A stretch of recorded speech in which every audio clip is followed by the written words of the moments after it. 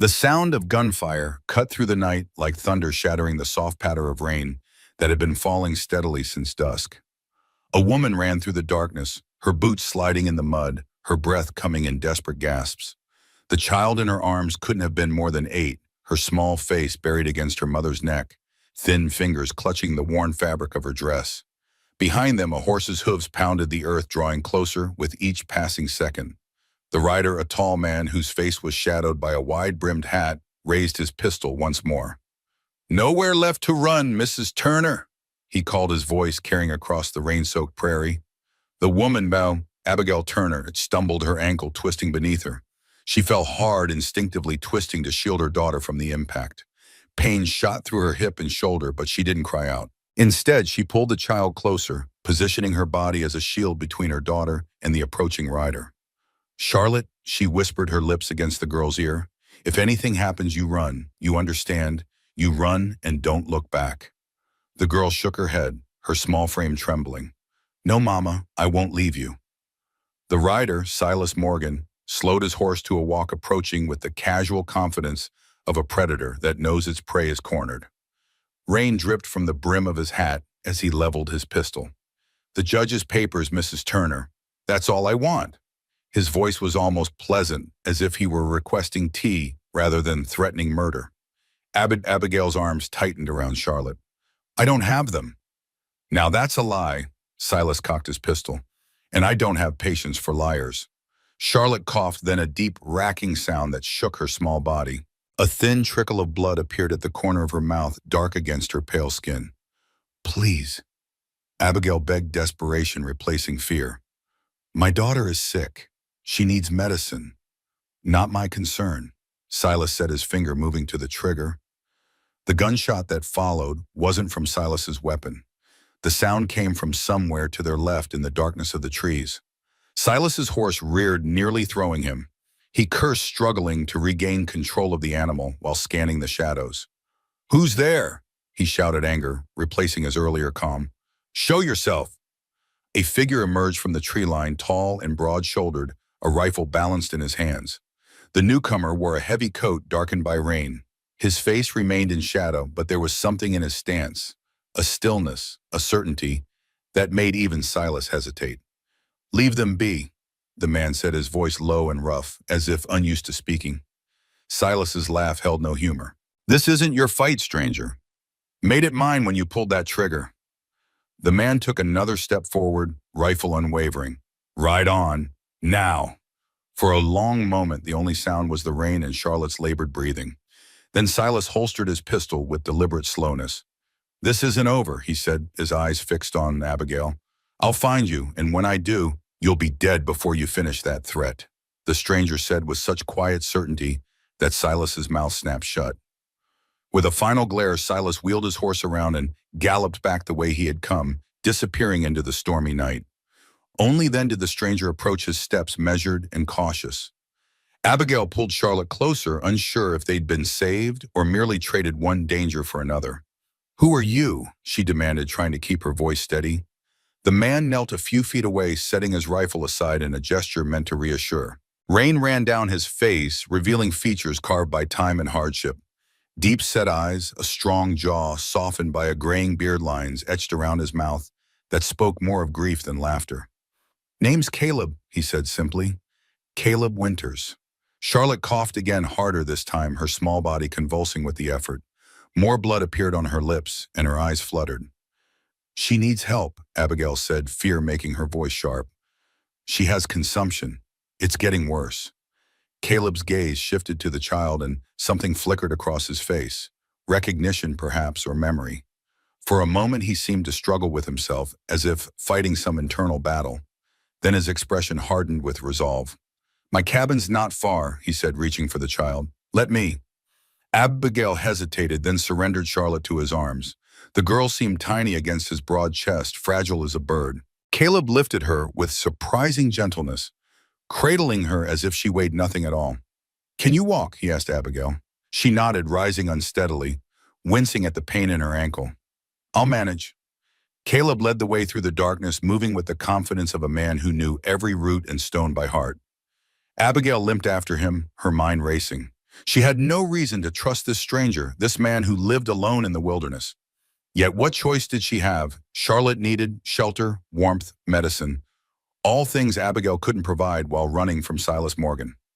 After what seemed like hours, but was likely no more than 20 minutes, a structure materialized from the gloom, a cabin built of heavy logs sturdy against the wilderness that surrounded it. A thin wisp of smoke rose from the chimney, promising warmth within. As they approached, a low growl emanated from the darkness beside the cabin.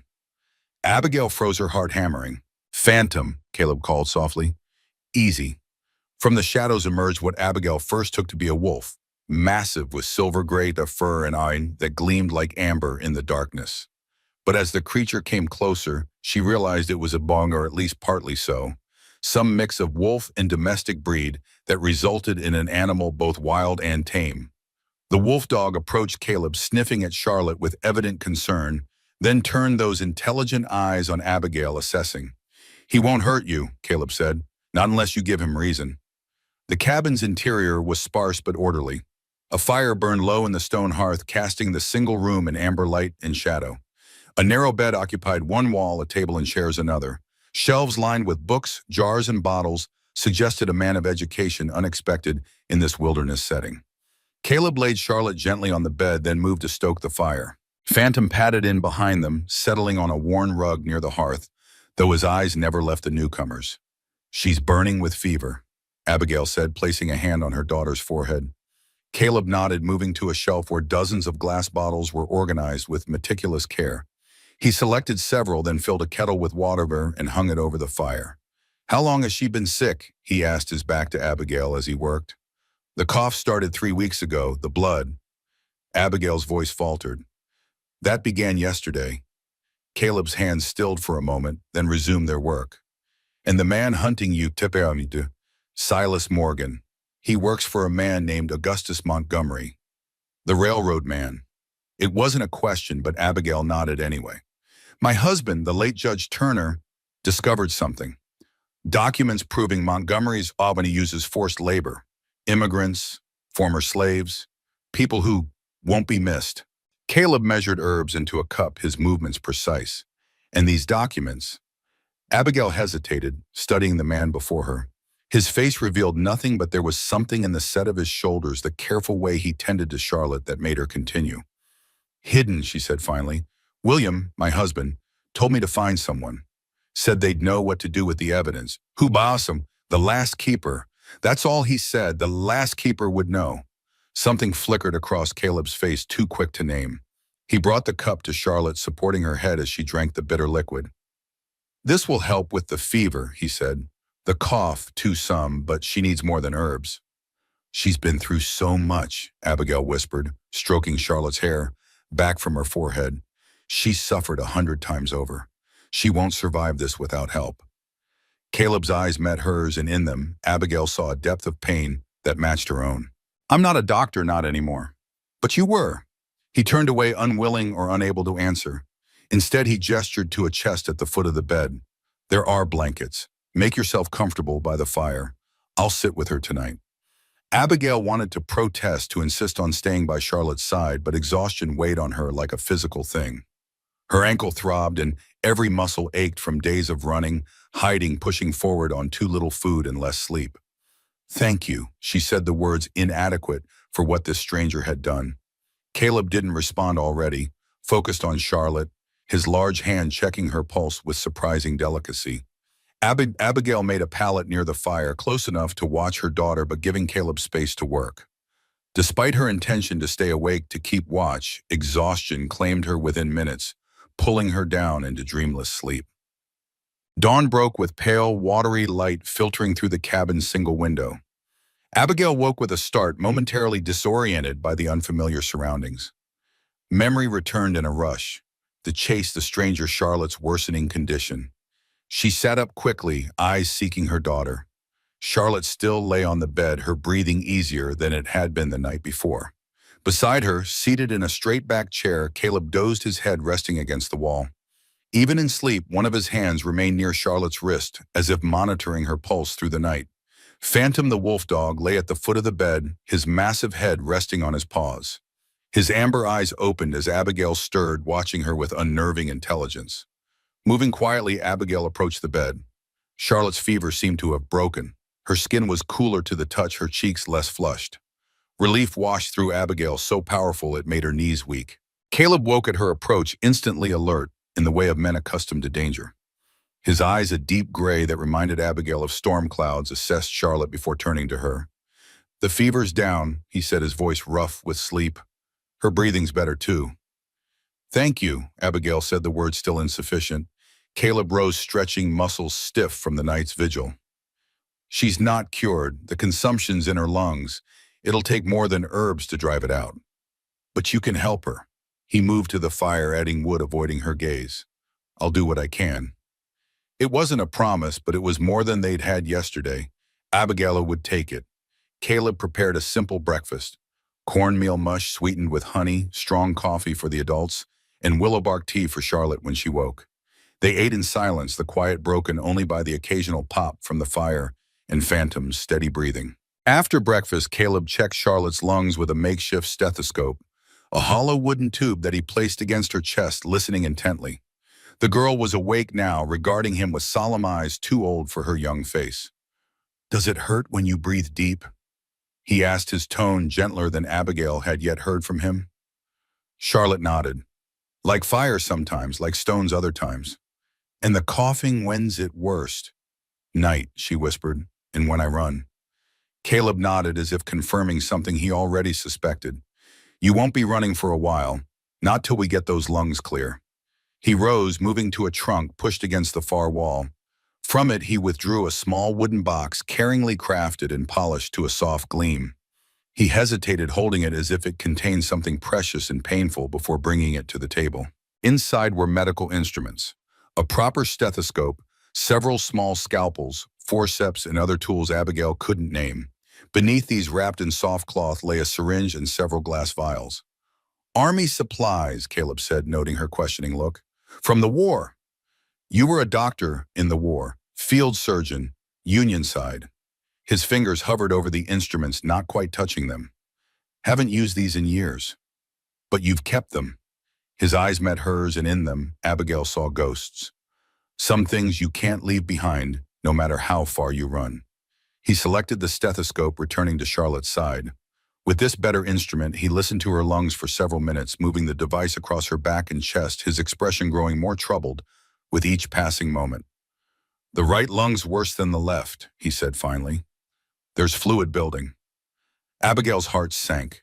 She knew enough about consumption to understand what that meant. "Can you help her?" Caleb placed the stethoscope back in its box with careful precision. "I can try. There's a treatment, experimental. I saw it work during the war sometimes. Not always." "What is it?" "Fresh air, sunshine, specific foods, and—" he hesitated. "There's a procedure to drain the fluid." Fear clutched at Abigail's heart. "Is it dangerous?" "Less dangerous than doing nothing." Charlotte coughed, then a deep racking sound that shook her small frame. When it passed, she lay back exhausted, a thin line of blood at the corner of her mouth. "Do it," Abigail said, her decision made. "Whatever it takes." Caleb nodded once, then turned to Charlotte. "I need to go out for a while, to gather some things that will help you feel better. Your mother will stay with you." "The wolf too?" Charlotte asked, looking at Phantom. A ghost of a smile touched Caleb's lips. "His name is Phantom. And yes, he'll stay too." As if understanding, the wolf dog moved closer to the bed, settling on the floor beside Charlotte. The girl reached out tentatively, and when Phantom didn't object, buried her fingers in his thick fur. "No one can touch him," Caleb said, something like wonder in his voice. "Except me." "Charlotte has always had a way with animals," Abigail said. "Even the wild ones." Caleb gathered a few supplies, a knife, a sack, his rifle, and prepared to leave. At the door, he paused, looking back at Abigail. "Bar the door under me," he said. "Don't open it for anyone but me. Phantom will warn you if someone approaches." "What about Silas?" "He won't find this place. Not unless he already knows where to look." Caleb's expression darkened. "And if he does, well, Phantom doesn't take kindly to uninvited guests." With that, he was gone, the door closing softly behind him. Abigail slid the heavy wooden bar into place, then returned to Charlotte's side. The girl had fallen asleep again, one hand still resting on Phantom's fur. For the first time in days, Abigail allowed herself to breathe, to think beyond the immediate moment. They were safe, at least for now. Charlotte was receiving care from someone who seemed to know what he was doing. It was more than she had dared hope for when they fled Whispering Pines 3 days ago. Moving quietly so as not to disturb Charlotte, Abigail explored the cabin. It was a single room, but larger than it had seemed the night before. Everything was meticulously organized. Tools hung on the wall, an order of size books, arranged by some system she couldn't immediately discern, jars of herbs, labeled in a neat, educated hand.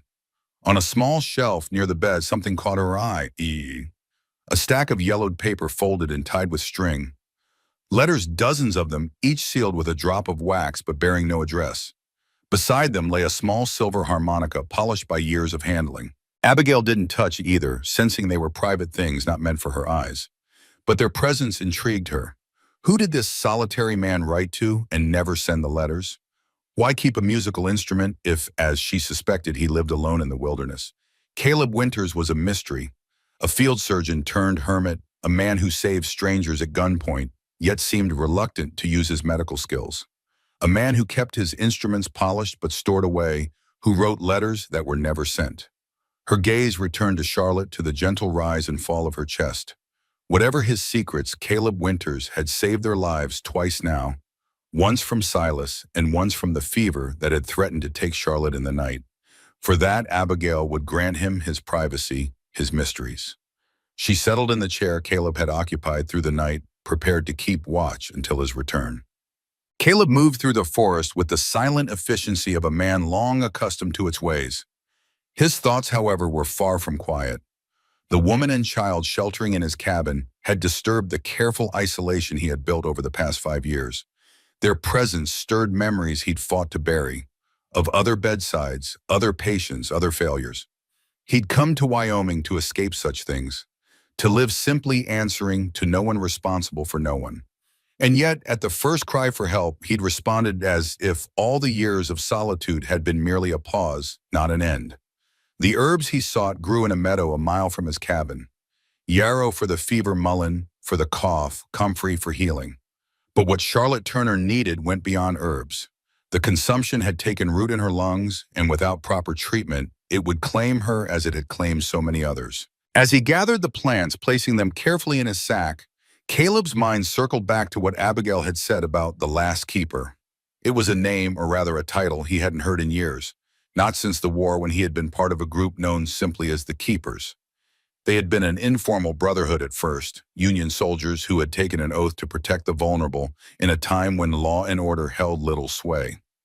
Later, after the war, they had continued their work helping freed slaves, protecting witnesses against the criminal enterprises that flourished in the chaos of Reconstruction. Caleb had been one of them until the night he lost everything. The night fire had claimed his wife, his son, his faith in justice. The night he had failed to protect his own. He pushed the memory away, focusing on the task at hand. The last plant he needed grew not in the meadow but near the creek that ran a quarter-mile beyond. Wild garlic, a natural antibiotic that might help fight the infection in Charlotte's lungs. As he knelt by the water harvesting the pungent bulbs, a reflection caught his eye. Not his own, but that of a man standing on the bank behind him. Caleb didn't startle. He'd sensed the presence moments before seeing it, an old soldier's instinct that had saved his life more than once. Slowly he straightened, turning to face the newcomer. "James," he said, recognizing the older man despite the years that had passed. "You're a long way from town."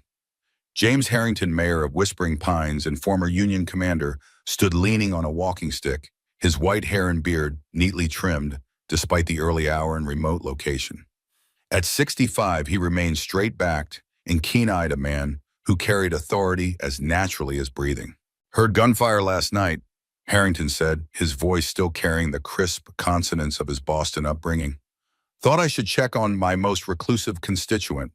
I'm fine. And the woman and child," Caleb's eyes narrowed. "How did you know about them?" "Silas Morgan was in town at dawn asking questions about a hermit who lives in these woods. A hermit who interfered with his business last night." Harrington's expression was grim. "He's working for Montgomery now." I figured as much. Then you understand the danger. Harrington took a step closer, lowering his voice, though there was no one to overhear. The woman, is she Judge Turner's widow? Caleb nodded once. And she came to you specifically? No chance. Caleb tied off his sack of herbs. She was running from Morgan. I happened to be there. Harrington studied him, doubt clear in his eyes. Quite a coincidence. Life's full of them. Caleb shouldered his rifle. If that's all I needed to get back.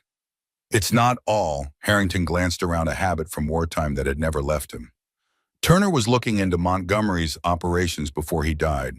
Forced labor, human trafficking, all hidden behind legitimate railroad business. So his widow said. He found proof, Caleb. Documents, testimonies. Enough to bring Montgomery down for good. And now Morgan's hunting the widow for the bond. Caleb's jaw tightened. She said Turner told her to find someone called the Last Keeper. Something shifted in Harrington's eyes, surprise perhaps, or confirmation. Did she now? You know something about that? Perhaps. Harrington leaned more heavily on his walking stick. But this isn't the place. Come to town. Bring them with you. I can offer protection. Town's the first place Morgan will look. My home, then. Few know about the cellar room. Caleb considered it. The cabin was secure enough against ordinary threats. But if Morgan brought more men, or if Montgomery himself took an interest, and Charlotte needed more medicine than he had on hand. Tomorrow, maybe, he said finally. The girl's too weak to travel today.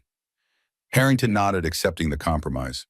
I'll have supplies ready, medicine, food, whatever you need. Why are you helping them? Same reason you are, I suspect.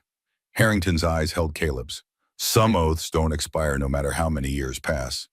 With that, he turned and walked back into the forest, his steps surprisingly light for a man his age. Caleb watched him go, unease settling in his gut. If Harrington knew about the Turner woman and child, others would soon as well. Their sanctuary wouldn't remain secret for long. He needed to prepare. When Caleb returned to the cabin, he found Charlotte awake and sitting up while Abigail read to her from one of his books, a collection of folktales he'd picked up years ago and nearly forgotten. Phantom greeted him at the door, nudging his hand with a cold nose before returning to his place beside Charlotte's bed. The girl looked up as he entered, her eyes brightening. Mr. Winter's mama's been reading about brave knights and dragons. Has she now? Caleb set his sack of herbs on the table. And how are you feeling? Better, Charlotte said, though the pallor of her skin and the dark circles beneath her eyes told a different story. I haven't coughed in almost an hour. That's good. He began sorting through the herbs, laying them out to dry them. But we've still got work to do to get you truly well. Abigail closed the book, setting it aside. Did you find what you needed? Most of it. He glanced at her, noting the way she positioned herself between him and Charlotte, protective despite their dependence on him. I ran into someone, the mayor of Whispering Pines. Alarm flashed across Abigail's face. Did he? He's a friend, Caleb said, though the word felt strange on his tongue after so many years without such connections. He knows about Morgan, offered protection in town. Can we trust him? More than most. Caleb hesitated, then added, he and I served together in the war. Understanding dawned in Abigail's eyes. He's one of them, one of the keepers. Caleb's hands stilled. How do you know that name? William, my husband. He spoke of them. Men who protected others when the law couldn't or wouldn't. He said they saved his life once during the war. Your husband was a Union judge. Yes, but he was in the South when the war broke out. Confederate soldiers were going to hang him as a spy. The keepers got him out, helped him reach Northern lines. Caleb resumed his work, crushing yarrow leaves with more force than necessary. That was a long time ago. Not so long that people forget. Abigail watched him, her eyes searching. William said they all had a mark, a silver star. Involuntarily, Caleb's hand moved to his chest, where beneath his shirt lay a small silver star on a leather cord, a symbol he hadn't removed in 15 years, despite all that had happened. The keepers are gone, he said finally, disbanded after the war. Yet my husband told me to find the last keeper. Abigail's voice was soft but insistent. He said the keeper would know what to do with the evidence against Montgomery. Caleb didn't answer. Instead, he set water to boil, adding the crushed herbs to create an infusion for Charlotte. The familiar work steadied him, gave him time to think. The keepers had indeed disbanded, but not after the war as he'd claimed. They had continued their work for years until death and disagreement had whittled their numbers. Until the night Caleb's family had died and he had walked away from everything. If William Turner had been seeking the last keeper, he must have believed at least one of them still operated. Harrington, perhaps, the old commander, had always been dedicated to their cause. Or had Turner somehow learned of Caleb's whereabouts despite his efforts to disappear? He pushed the questions aside, focusing on the immediate need: Charlotte's health. The tea was ready, a strong-smelling brew that would help reduce the inflammation in her lungs and thin the mucus that made breathing difficult. "Drink this," he said, bringing it to Charlotte. "All of it, even though it tastes foul." The girl grimaced at the first sip but continued bravely. When she had finished, Caleb checked her pulse and listened to her lungs again. The congestion remained, but her heartbeat was stronger. "We need to drain the fluid," he told Abigail, quietly moving away from the bed so Charlotte wouldn't hear. "Soon. It's pressing on her lung." Fear flashed across Abigail's face. Will it hurt her?" "Yes," he said, not softening the truth. "But not as much as leaving it will, and I have medicine to help with the pain." Abigail closed her eyes briefly, gathering strength. "When poem, this afternoon I need to prepare a few things first." She nodded, accepting his judgment. "What can I do?" "Keep her calm, make sure she rests." He hesitated, then added, "And if you have any of those papers, the evidence against Montgomery, now would be the time to tell me." Abigail's expression didn't change, but something in her eyes did. A wariness, a calculation. "I don't have them with me. William hid them before he died. He said only the last keeper would know where to look." It was a test, Caleb realized. She was watching for his reaction, trying to determine if he was indeed the man her husband had meant her to find. "I'm not who you're looking for," he said, turning away. "I haven't been that man for a long time." He busied himself with preparations for the procedure Charlotte would need, boiling instruments to sterilize them, preparing a stronger pain medicine, setting out clean cloths. All the while he felt Abigail's eyes on him, assessing, wondering. Let her wonder. He had left that life behind for good reason, had paid too high a price for ideals that in the end hadn't protected those he loved most. As he worked, his gaze fell on the stack of letters near his bed. Letters written to his dead wife, Rachel, letters he would never send, but couldn't stop writing.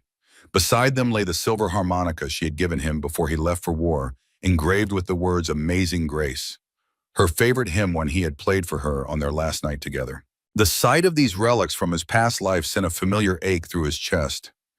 He had failed Rachel, failed their son Michael, failed to be there when they needed him most. He couldn't take on the responsibility of others again, not even for the sake of justice against men like Montgomery. And yet here he was preparing to perform a medical procedure he hadn't attempted in years on a child he had known for less than a day, while her mother watched with the desperate hope of those who have nowhere else to turn. Perhaps Caleb thought grimly, some chains couldn't be broken, no matter how far one ran. The procedure to drain Charlotte's lung was as difficult as Caleb had feared. Despite the laudanum he gave her for pain, the girl whimpered as he inserted the needle between her ribs, drawing out the infected fluid that had been compromising her breathing. Abigail sat beside her, murmuring comfort, her face pale but determined. She didn't flinch or look away, even when Charlotte cried out. "Almost done," Caleb said, his voice steady despite the sweat beading on his forehead. "You're being very brave, Charlotte." "It hurts," the girl whispered, tears tracking down her cheeks. "I know, but look, see how much easier you're breathing already." It was true. As the fluid drained, Charlotte's respiration became less labored, the desperate struggle for air easing with each passing minute. When it was finally over, Caleb bandaged the small wound and gave Charlotte another dose of pain medicine to help her sleep. She drifted off, quickly exhausted by the ordeal. "Will she be all right?" Abigail asked, her voice hoarse with unshed tears. "It's a start," Caleb said, cleaning his instruments with the same methodical care he applied to everything. "The fluid will build again, but less each time, if we can strengthen her body to fight the infection." "And how do we do that?" "Fresh air, sunshine, good food." He set the last instrument aside. "And time. Time we may not have with Morgan hunting us." Caleb nodded, acknowledging the truth of her words. Tomorrow we'll go to Harrington's. He can provide better protection than I can here. And you'll come with us." He hesitated, caught between the instinct to retreat back into solitude and the knowledge that without him, their chances were slim. "For a while, until you're settled." Abigail studied him, her brown eyes thoughtful. "You don't have to do any of this, you know. You could have left us out there last night, or sent us on our way this morning." "Could I?" Caleb's mouth twisted in a bitter smile. "Maybe you don't know me as well as you think." "I know enough." She gestured to the cabin around them. "You live alone miles from town. You keep your medical instruments hidden away, but perfectly maintained. You write letters you never send." Her voice softened. "You're running from something, Mr. Winters, just as we are." Caleb turned away, uncomfortable with her perception. "Get some rest, Mrs. Turner. Tomorrow will be a long day." He moved to the door, intending to check the perimeter of the cabin one last time before nightfall. As he reached for the handle, Abigail spoke again. "My husband was a good judge of character. If he believed the last keeper could help us, I trust his judgment."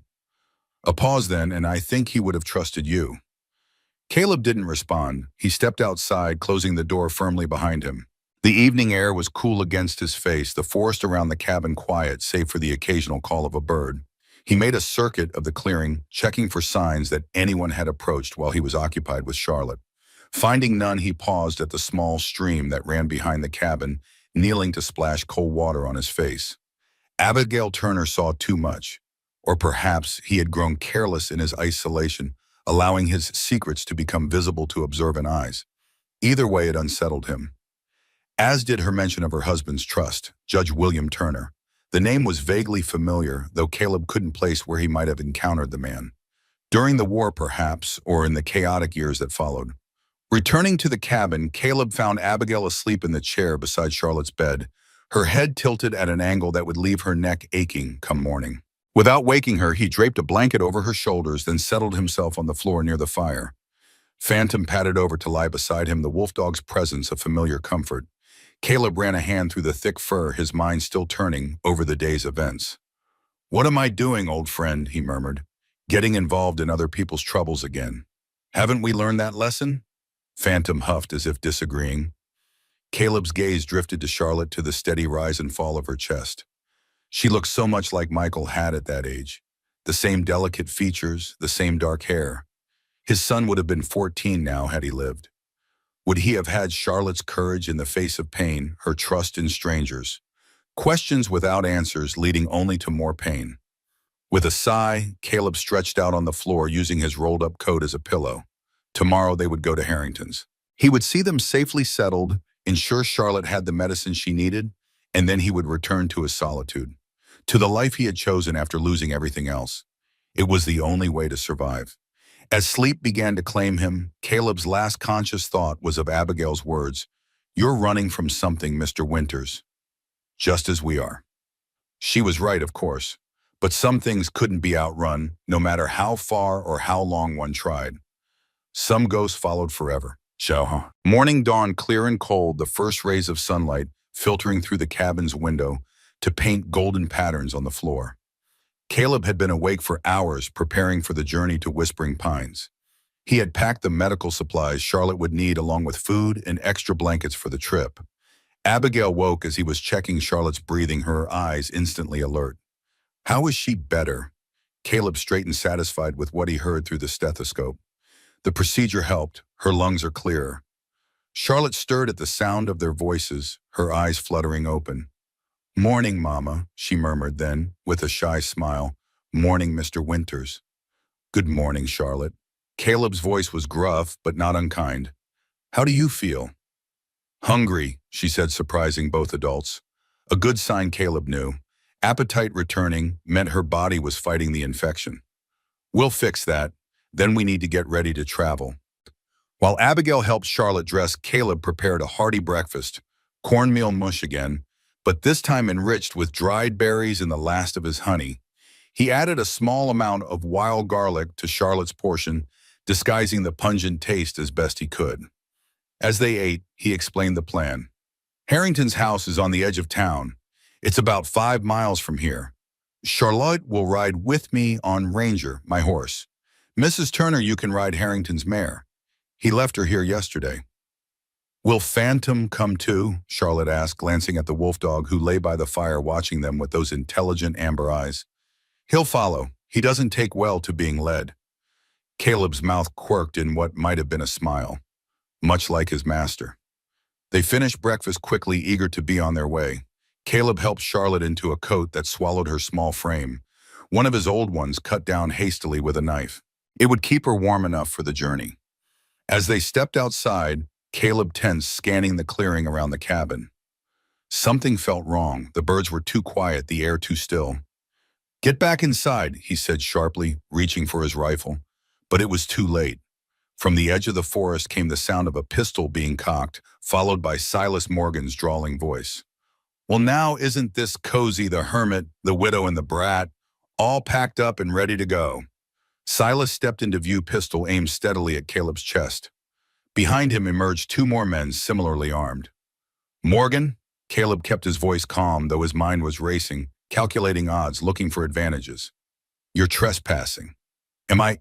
Seems to me I'm retrieving stolen property." Silas jerked his chin toward Abigail. "Mrs. Turner there has something that belongs to my employer. Something very valuable." "I have nothing of yours," Abigail said, her arm tightening around Charlotte. "The papers, Mrs. Turner, your husband's evidence. Mr. Montgomery wants it back." "I told you before, I don't have them." Silas's smile was cold. "Then we'll just have to persuade you to remember where they are, won't we?" He took a step forward, and that's when Phantom struck. The wolf dog had been circling silently through the trees, unseen by Morgan or his men. He launched himself at the nearest of Silas's companions, a snarling mass of fur and teeth that took the man down in an instant. Chaos erupted. The third man fired wildly at Phantom, missing as the wolf dog darted away. Caleb used the distraction to push Abigail and Charlotte toward the cabin, then swung his rifle toward Silas. The two men faced each other, weapons leveled, gazes locked. "You're outnumbered, Winter," Silas said, though his confidence seemed less certain now. "Am I?" Caleb nodded toward the trees where Phantom had disappeared with the man he'd attacked. Sounds of struggle echoed from the forest. "Seems like your odds are getting worse by the minute." The remaining henchman looked nervously toward the sounds, his gun wavering between Caleb and the threat he couldn't see. "This isn't over," Silas said, echoing his words from the night before. "It is for today." Caleb's finger tightened slightly on the trigger. "Ride out now, and you might leave with the same number of men you came with." For a long moment, Silas hesitated, weighing his options. Then with a curse, he gestured to his remaining man. "Get Jenkins, we're leaving." The man disappeared into the trees, returning moments later, supporting a bloody and shaken Jenkins, whose arm hung at an unnatural angle. "Your wolf's gonna pay for this." Jenkins spat, his face pale with pain and fear. "He's not a wolf," Caleb said mildly. "Not entirely, and he was being merciful. Next time he won't be." Silas and his men retreated to their horses, Jenkins wincing with each step. As they mounted, Silas turned back, his face hard with promise. "Montgomery wants those papers, Mrs. Turner. And what Montgomery wants, he gets, one way or another." With that, they rode away, disappearing into the forest. Caleb waited until the sound of hooves had faded before lowering his rifle. "Are you both all right?" Abigail nodded, though her face was pale. Charlotte clung to her, eyes wide with fear. "Phantom?" the girl asked, her voice small. As if summoned by his name, the wolf dog emerged from the trees, unhurt, save for a small cut above one eye. He patted to Charlotte, nudging her hand reassuringly. "He's fine," Caleb said, checking the animal quickly. "Tougher than he looks." "They'll come back," Abigail said, her gaze fixed on the spot where Silas had disappeared. "With more men." "Yes," Caleb began gathering their scattered belongings, "which is why we need to move. Now." They worked quickly, securing their supplies to the horses. Caleb lifted Charlotte onto Ranger's back, then mounted behind her. Abigail, showing unexpected skill, swung herself into the saddle of Harrington's mare without assistance. "Stay close," Caleb instructed as they set off. "Phantom will scout ahead. If he signals trouble, we ride hard." They traveled in tense silence, taking a route that avoided the main trail to town. Caleb led them through dense forest and across shallow streams, doubling back occasionally to ensure they weren't followed. Charlotte, despite her illness, remained quiet and brave, leaning back against Caleb's chest when fatigue overtook her. Once when they paused to rest the horses, she asked a question that caught him off guard. "Mr. Winters, why do you live all alone in the woods?" He looked down at her solemn face, unsure how to answer. "It's peaceful. But aren't you lonely?" "Charlotte," Abigail admonished gently, "that's a personal question." "It's all right," Caleb said, surprising himself. "No, Charlotte, I'm not lonely. I have Phantom and the forest." The girl considered this, her forehead creased in thought. "But you don't have anyone to read to you when you're sick, or to eat dinner with, or to say goodnight to." A memory surfaced, Rachel reading to Michael while Caleb listened from the doorway, the lamplight casting their faces in gold, their laughter a balm after the horrors of war. His throat tightened. "I used to," he said simply, "a long time ago." Something in his tone must have conveyed more than his words, for Charlotte reached up to pat his hand where it held the reins. "I'm sorry they're gone," she said with the direct compassion of a child. Before Caleb could respond, Phantom appeared on the path ahead, his posture, alert, ears forward. A warning. "Someone's coming," Caleb said, instantly tense. "Get off the trail, now." They guided their horses into the dense underbrush, concealing themselves as best they could. Moments later, the sound of approaching hooves reached them. Not the multiple riders of a search party, but a single horse moving at a steady pace. Caleb signaled for silence, his hand moving to his rifle. The rider came into view. An older man on a bay gelding, his posture straight despite his years. "Harrington," Caleb breathed, recognizing the mare. He emerged from their bushy embrace, leading Ranger back onto the trail. "We're here." Harrington reined in, his horse relief evident on his weathered face. "Thank God, I was afraid I'd missed you." "What's happened?" "Morgan and his men returned to town an hour ago, one of them injured. They went straight to Montgomery's office at the railroad." Harrington's expression was grim. "They're organizing a search party, 20 men at least." "For the papers? And for revenge, I'd wager." Harrington's gaze traveled to Charlotte, his expression softening. "You must be Judge Turner's daughter." "I knew your father, child. He was a good man." Charlotte nodded solemnly. "He said I should be brave like him. I'm trying." "You're succeeding," Harrington assured her, then turned back to Caleb. "We can't take the main road now. There's another one, through Miller's Pass. It's rough going, but it leads directly to the back of my property." "Lead on," Caleb said, adjusting Charlotte more securely before him. "We'll follow." As they set off on this new route, Caleb felt a growing unease. The situation was escalating faster than he had anticipated. Montgomery was bringing significant resources to bear. Not the response of a man merely concerned about railroad documents, but of one who feared a greater threat. What exactly had Judge Turner discovered? And why had he directed his widow to find the last keeper? Questions for later. Caleb decided focusing on the treacherous path ahead. For now, their priority was reaching safety. Everything else would have to wait. As they rode, Charlotte began to cough again, deep, racking spasms that shook her small frame. Caleb supported her concern, tightening his chest. The journey was taking its toll on her already weakened body. "Not much farther," he murmured, though he had no way of knowing if that was true. "Hold on, Charlotte, just hold on." The girl nodded weakly, leaning more heavily against him. Her breath came in labored gasps between coughs, and when Caleb placed a hand on her forehead, he found it hot with returning fever. They needed to reach Harrington's house soon, very soon. Ahead, the mayor pushed his horse faster, sensing the urgency. They crossed a shallow river, climbed a steep bank, and finally emerged onto a ridge overlooking Whispering Pines. From this vantage point, the town looked peaceful. A cluster of wooden buildings nestled in a valley, smoke rising from chimneys, the gleaming rails of the railroad cutting through like a silver snake. Hard to believe that somewhere in that tranquil scene, men were gathering to hunt them down. "This way," Harrington said, leading them down a narrow deer trail that wound through dense pine forest. "My property begins at the creek below."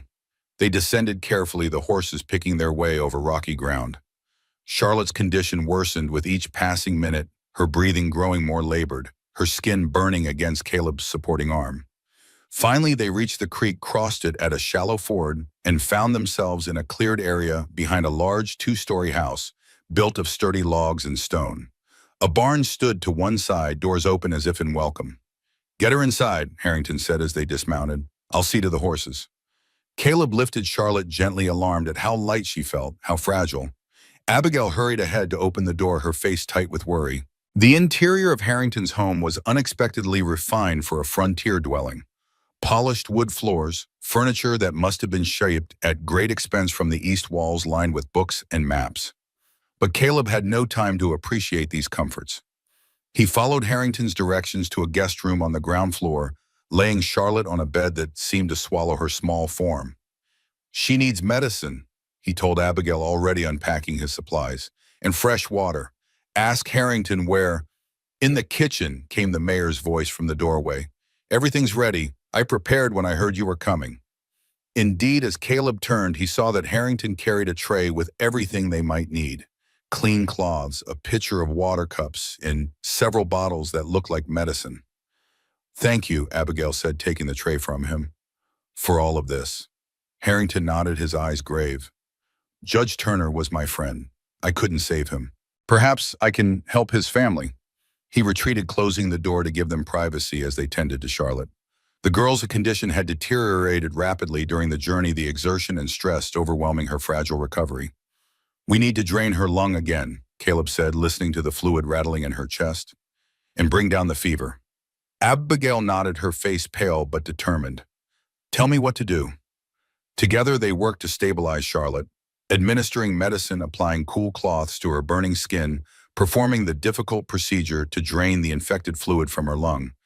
Through it all, the girl remained barely conscious, whimpering occasionally, but too weak for the screams that had accompanied the first procedure.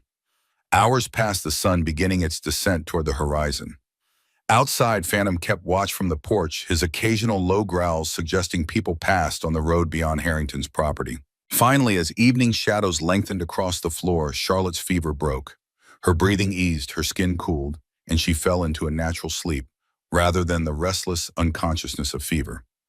"She'll be all right now," Caleb said, exhaustion evident in his voice. "For a while at least." Abigail sagged with relief, tears springing to her eyes.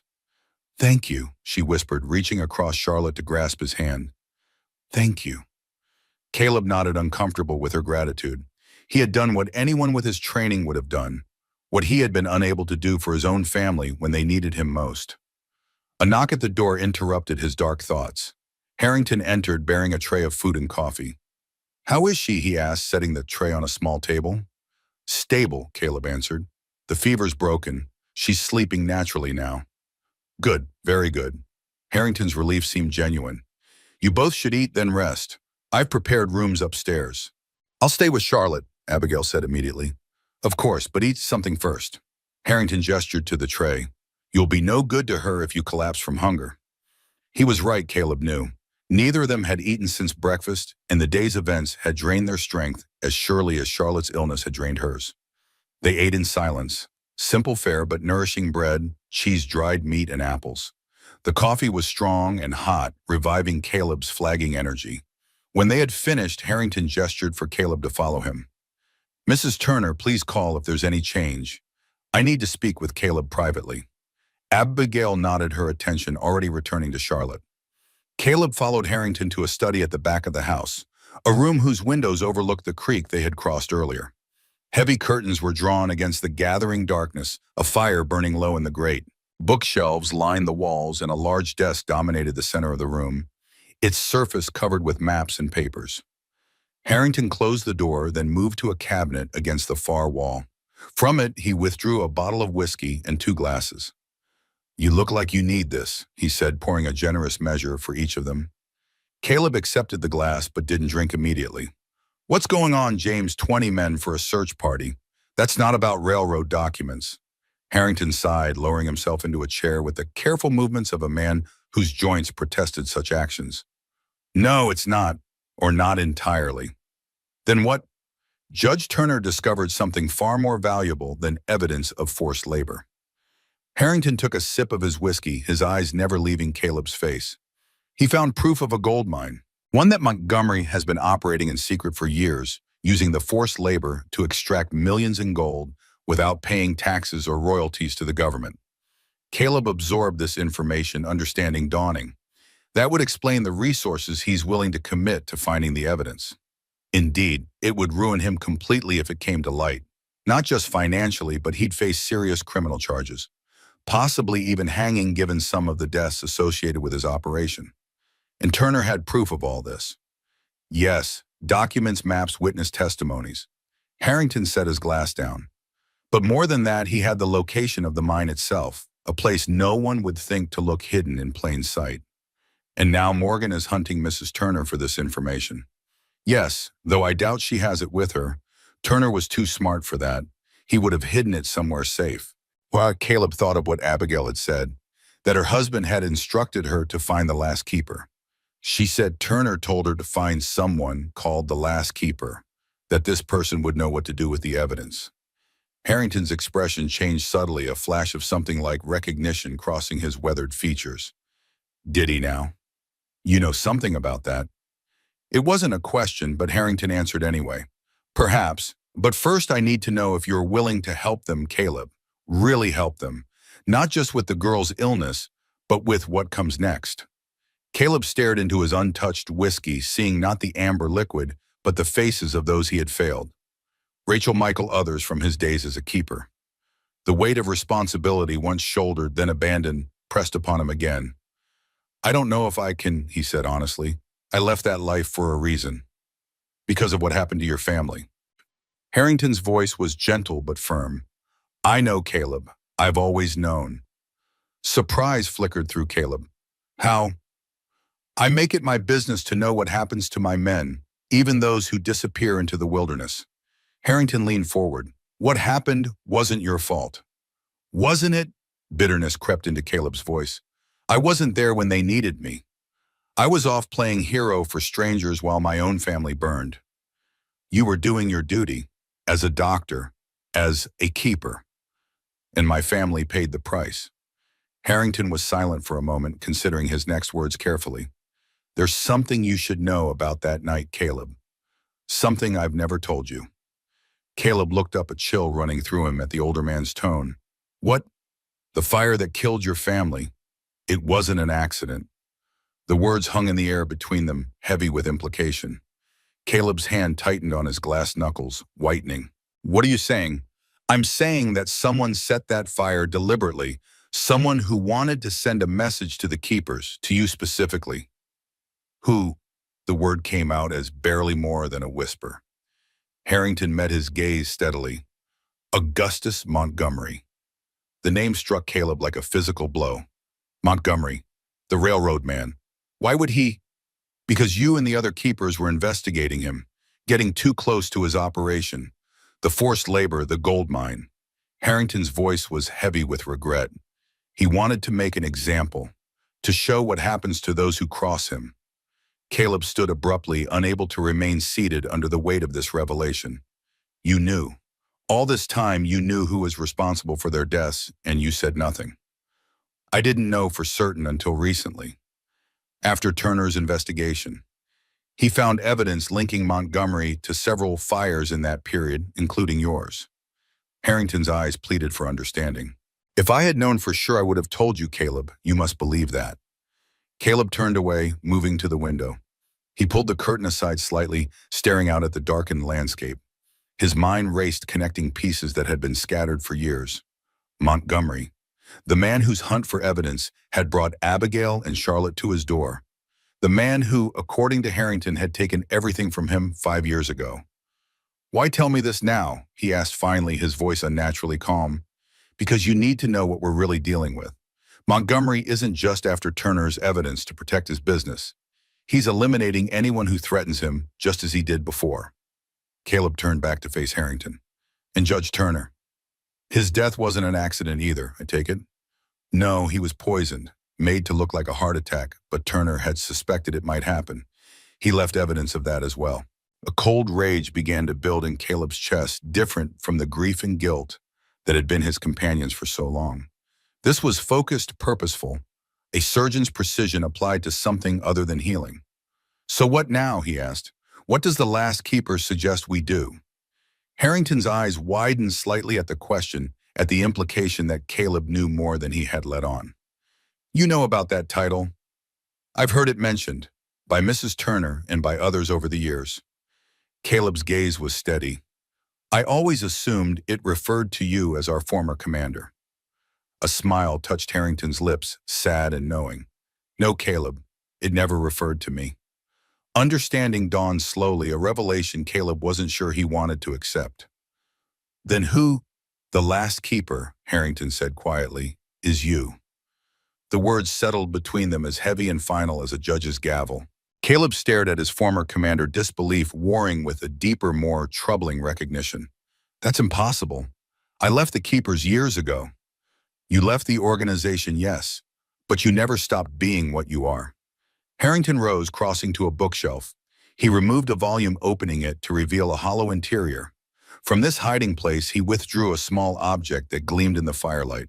A silver star, identical to the one Caleb still wore beneath his shirt. The others are gone now, Harrington continued.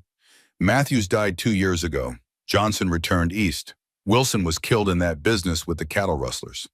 He placed the star on the desk between them. I retired from active duty when I became mayor. That leaves only you, Caleb, the last keeper. Caleb's throat felt tight, his chest constricted, as if bound by iron. I can't. I won't take up that mantle again. I think you already have, Harrington said gently, the moment you stepped between Silas Morgan and that child. Before Caleb could respond, a noise from outside caught their attention. The sound of approaching horses, many of them moving at speed. Harrington strode to the window, pulling the curtain aside just enough to see. His expression hardened. Morgan, he said grimly, and at least a dozen men with him. He turned back to Caleb. It seems our time for discussion has run out. Caleb moved to the window, confirming Harrington's assessment. Riders were approaching the front of the house, torches held high, weapons visible even at this distance. How did they find us so quickly? Someone in town must have talked, or they followed our trail. Harrington moved to his desk, opening a drawer to reveal a revolver. Either way, they're here. We need to get Abigail and Charlotte out. Is there another way? The cellar has a tunnel leads to the creek bank. Built it during the early days when Indian raids were still a concern. Harrington checked his weapon, his movements efficient despite his age. You take them that way. I'll hold Morgan here as long as I can. They'll kill you. Perhaps, but I've lived a long life, Caleb. Those two haven't had their chance yet. Harrington's eyes were steady. Besides, Montgomery and I have unfinished business. Has for years. Caleb recognized the resolution in the older man's face, the same determination he had seen on battlefields long ago when Harrington had stood his ground against impossible odds to allow others to retreat safely. James, go, Harrington said firmly. Get them to safety. Find Turner's evidence. Finish what he started. He pressed something into Caleb's hand, a folded piece of paper. The tunnel comes out a quarter-mile downstream. Head west from there. This map shows a place you can shelter. Caleb glanced at the paper, then tucked it into his coat. We'll need supplies. Medicine for Charlotte. Already packed, in the cellar. Harrington clapped him on the shoulder. Now go, before they surround the house completely. Caleb hesitated, torn between the instinct to stand with his old commander and the knowledge that Abigail and Charlotte's lives depended on his guidance. The last keeper, he said, finally, the words feeling strange on his tongue. What did Turner mean by it? What was I supposed to know? Harrington's expression softened. That, my friend, I think you'll have to discover for yourself. His gaze drifted to the small silver star on the desk. But if I had to guess, I'd say it has something to do with what you've been keeping safe all these years without even realizing it. Before Caleb could ask what he meant, a shout came from outside, Morgan's voice demanding they come out. Go, Harrington said again more urgently. Now! Caleb nodded once a soldier's acknowledgement of orders received. He grasped Harrington's arm briefly, a farewell between comrades, then turned and hurried from the study. As he moved through the darkened house toward Charlotte's room, Caleb felt a change settling over him, a mantle he had discarded years ago, now settling back onto his shoulders. Whether he wanted it or not, whether he was worthy of it or not, it seemed fate had decided. The last keeper was called to duty once more, and this time he would not fail those who depended on him. Caleb moved through the darkened house with silent urgency, phantom at his heels. From outside came the sounds of men dismounting, their voices low but menacing. Time was running short. He reached Charlotte's room to find Abigail already alert, her eyes wide with fear as she gathered her daughter into her arms. The girl was awake but groggy, the medicine still clouding her senses. "They found us," Abigail whispered, the question unnecessary given Caleb's expression. "Morgan and his men." "At least a dozen." Caleb moved to the bed, checking Charlotte quickly. Her fever had subsided, but she remained dangerously weak. "We need to go, now. Where they'll have the house surrounded. There's a tunnel from the cellar. Harrington is staying behind to buy us time." Alarm flashed across Abigail's face. "They'll kill him." "He knows." Caleb's jaw tightened. "It's his choice." A choice made from duty, from the same code that had once guided Caleb's own actions. A code he had abandoned when the cost became too high, but which now pulled at him once more, insistent as a tide. "Can you carry her, Belle?" he asked, nodding toward Charlotte. Abigail hesitated, then shook her head. "Not far, not quickly." "Then I will." Caleb gathered Charlotte into his arms, the girl's head lolling against his shoulder. "Stay close. Don't make a sound." They slipped from the room, Phantom leading the way as if sensing their destination. The wolfdog's ears were pricked forward, his movements tense with alertness. From the front of the house came Harrington's voice, measured and authoritative, as he addressed the men outside. Caleb couldn't make out the words, but the tone was clear. The mayor was stalling, drawing attention to himself. They reached the kitchen at the back of the house. Caleb located the cellar door, a heavy trap door set into the floor, its iron ring handle partially hidden beneath a rug. It took both of them to lift it silently, revealing a set of narrow stairs descending into darkness. "There should be a lantern," Caleb whispered, shifting Charlotte in his arms. Abigail found it hanging on a hook nearby, already filled with oil and trimmed. She lit it with shaking hands, then led the way down the stairs, holding the light low to avoid casting shadows that might be seen from outside. The cellar was larger than Caleb had expected, its earthen walls reinforced with timber. Shelves lined one side, stocked with preserved food and supplies. In one corner stood a small table, and upon it, exactly as Harrington had promised, waited a packed satchel. Abigail grabbed it while Caleb located the tunnel entrance. A low archway set into the far wall, its opening partially concealed behind stacked barrels.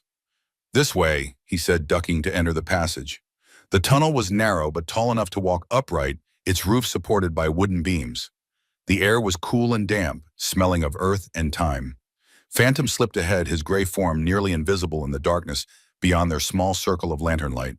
Behind them, muffled by earth and distance, came the sound of shouting, followed by a single gunshot. Abigail gasped, stumbling. "Keep moving," Caleb said, his voice tight. "There's nothing we can do for him now." They continued forward to the tunnel, seeming endless in the dim light. Charlotte stirred in Caleb's arms, mumbling something indistinct, her small hand clutching weakly at his coat. "How much further?" Abigail asked, her breath visible in the cool air. "Harrington said it comes out near the creek about a quarter-mile downstream." As if summoned by his words, Phantom stopped ahead, turning back to them with an expectant look. The tunnel ended at a crude wooden door secured by a simple bar. Abigail lifted it, and together they pushed the door open. Night air, fresh and cold, rushed in to meet them. They emerged onto the creek bank, sheltered by a stand of willows that had grown to conceal the tunnel's exit. Above, stars glittered in a clear sky, offering just enough light to see by once their eyes adjusted. Caleb set Charlotte down carefully, checking her pulse and breathing. The journey through the tunnel had taxed her limited strength, but her condition remained stable. He gave her a small sip of water from a canteen in the satchel Harrington had prepared. "Where do we go now?" Abigail asked, scanning the darkness around them. Caleb withdrew the folded paper Harrington had pressed into his hand. Opening it revealed a crude but effective map showing their current position relative to a cabin marked some 5 miles to the west. "Here," he said, pointing to the mark. "Harrington has a hunting cabin. We'll be safe there, at least for tonight." "And then what?" The question hung between them, heavy with implication. Caleb had no answer, not one he was ready to voice. Instead, he lifted Charlotte again, settling her more comfortably in his arms. "First we get there, one step at a time." They set off, following the creek for a while before turning west into deeper forest. The going was slow and difficult in the darkness, even with Phantom scouting ahead. Charlotte drifted in and out of consciousness, occasionally coughing, but otherwise silent. Abigail walked beside Caleb, her face a pale oval in the starlight. After nearly an hour of silence, she spoke, her voice barely above a whisper. "Mr. Winters, Caleb, I need to know. Are you the one William meant the last keeper?" The question caught him off guard, though perhaps it shouldn't have. Abigail Turner was observant, intelligent. She had likely pieced together more than he realized. Harrington seems to think so, he admitted. And what do you think? Caleb adjusted Charlotte in his arms, buying time to consider his answer. I think I left that life behind a long time ago. For good reason. But you were one of them, one of the keepers. It wasn't a question, but he answered anyway. Yes, during and after the war. William spoke of you, of the keepers, with such respect. He said you saved him when no one else would. Said you were men who stood between the innocent and those who would harm them. The words echoed painfully in Caleb's mind, reminding him of oaths taken, promises made, and broken. That was the idea. The reality was messier. Reality always is. Abigail's voice softened, but that doesn't make the ideal any less worthy.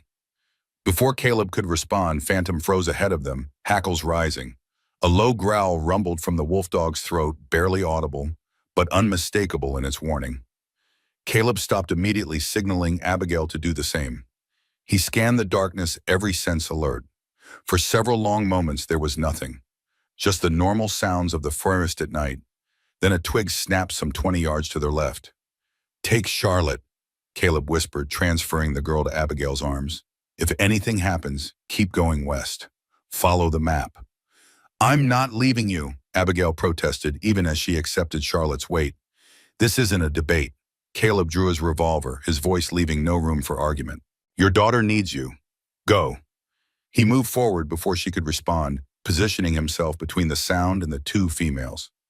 Phantom padded silently at his side, a shadow with teeth.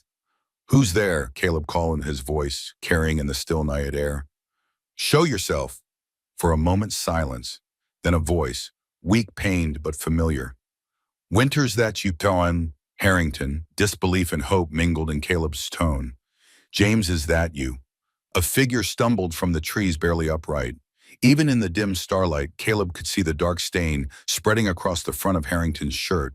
He rushed forward, catching the older man as he collapsed. James, what happened? How did you find us? Followed. The creek, Harrington gasped, his breath labored. Knew you'd take the tunnel. Caleb lowered him gently to the ground, already probing for the wound. He found it quickly. A bullet hole in Harrington's lower chest, still seeping blood, despite what appeared to be the mayor's attempts to bind it. How bad? Harrington asked, his voice steadier now that he could rest. Bad enough. Caleb didn't soften the truth. Bullet's still in there, needs to come out. Abigail approached Charlotte, still in her arms. Mayor Harrington, we thought you... Not yet, Harrington managed a weak smile, though not for lack of trying on Morgan's part. We need to keep moving, Caleb said, helping Harrington to his feet. Can you walk if I support you? Do I have a choice? Not really. With Abigail carrying Charlotte and Caleb supporting Harrington, they continued westward, their pace slowed considerably. Phantom ranged ahead and behind, guarding their trail, alert for pursuers. It took nearly 3 hours to reach the hunting cabin marked on Harrington's map. 3 hours of struggle through dark forest, over rough terrain, with 2 injured companions. By the time the small structure appeared among the trees, Caleb's muscles burned with exhaustion, and Harrington was barely conscious. The cabin was rudimentary. A single room with a stone fireplace, a narrow cot against one wall, a rough table, and 2 chairs. Dusty, but sound and dry. Most importantly, it appeared undisturbed, suggesting no one had used it in some time. Caleb settled Harrington on the cot, while Abigail laid Charlotte on a bedroll near the fireplace. Working quickly, he started a fire, then turned his attention to Harrington's wound. Abigail, in that satchel. There should be medical supplies. Bring them here. She did as asked, watching with concern as Caleb cut away Harrington's bloodied shirt. The wound was ugly. The bullet had entered just below the ribs on the right side, missing vital organs, but causing significant bleeding. I need to remove the bullet, Caleb said, examining the injury with a surgeon's detachment. It's going to hurt. Harrington's laugh was more a cough. More than it does now. Much more. Well then, get on with it. Caleb worked methodically, using the supplies Harrington had packed. Forceps, scalpel, suture, silk laudanum for pain. Abigail assisted, holding the lantern steady, passing instruments, applying pressure when directed. The procedure was brutal but necessary. Harrington bore it with gritted teeth and occasional grunts of pain, refusing more laudanum than the minimal dose Caleb had administered. Save it for the girl, he gasped when Caleb offered more. Finally, the bullet, a standard .44 caliber round, came free. Caleb cleaned the wound thoroughly, then stitched it closed with neat, even sutures that spoke of long practice. You'll live, he said, bandaging the area, if infection doesn't set in. Always the optimist, Harrington murmured, exhaustion claiming him as the laudanum took effect. With Harrington stabilized, Caleb turned his attention to Charlotte. The girl was awake but quiet, her eyes tracking his movements as he approached. How are you feeling? He asked, kneeling beside her. I'm tired, she whispered, and my chest hurts when I breathe deep. That's to be expected. He checked her pulse, listened to her lungs. The medicine is helping, but you need to rest. No more adventures for a while.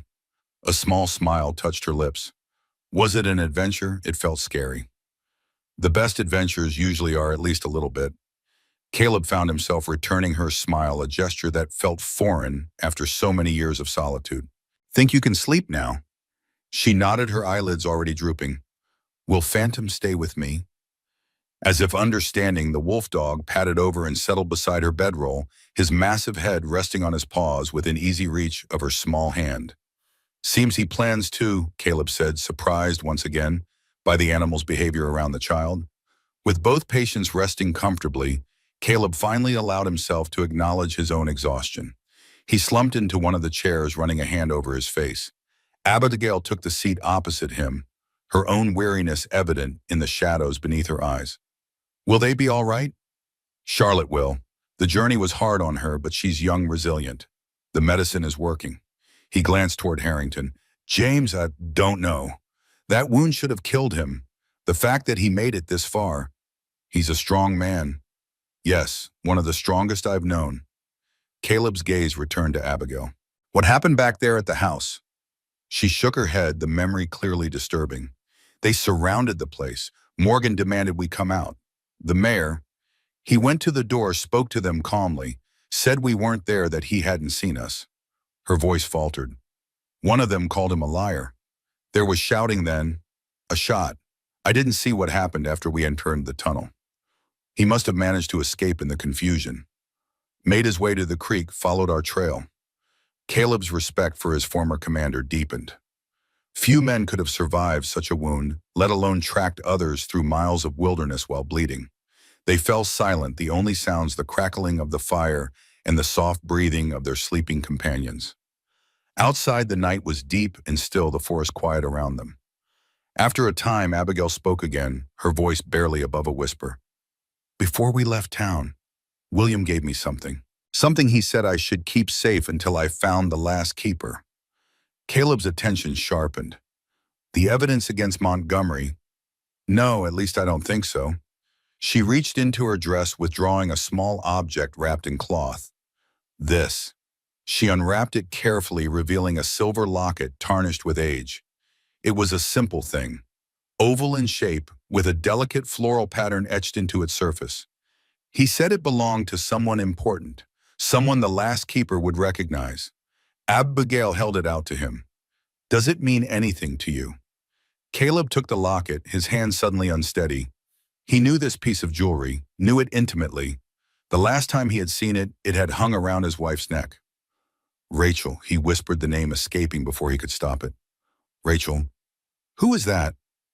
But Caleb couldn't answer. His fingers worked the clasp, opening the locket to reveal what he knew would be inside. A tiny portrait of a woman with dark hair and gentle eyes, and opposite it, a lock of child's hair, golden in the firelight. My wife, he said finally, his voice rough with emotion. And my son's hair. This was Rachel's locket. She was wearing it the night of the fire. The night they died. Abigail's eyes widened. But how? How did William have it? I don't know. Caleb closed the locket carefully, holding it in his palm as if it might shatter. She died in that fire. Both of them did. I saw the ruins, saw what was left. His voice broke memories, threatening to overwhelm him. The charred remains of the cabin he had built with his own hands, the sickening knowledge that his family had been inside when the flames took hold. Maybe, Abigail hesitated, choosing her words carefully. Maybe they weren't in the house when it burned. Maybe they escaped. No, they couldn't have. I would have known. Someone would have told me. But even as he spoke, doubt crept in. He had been away when the fire occurred, called to attend a patient miles from home.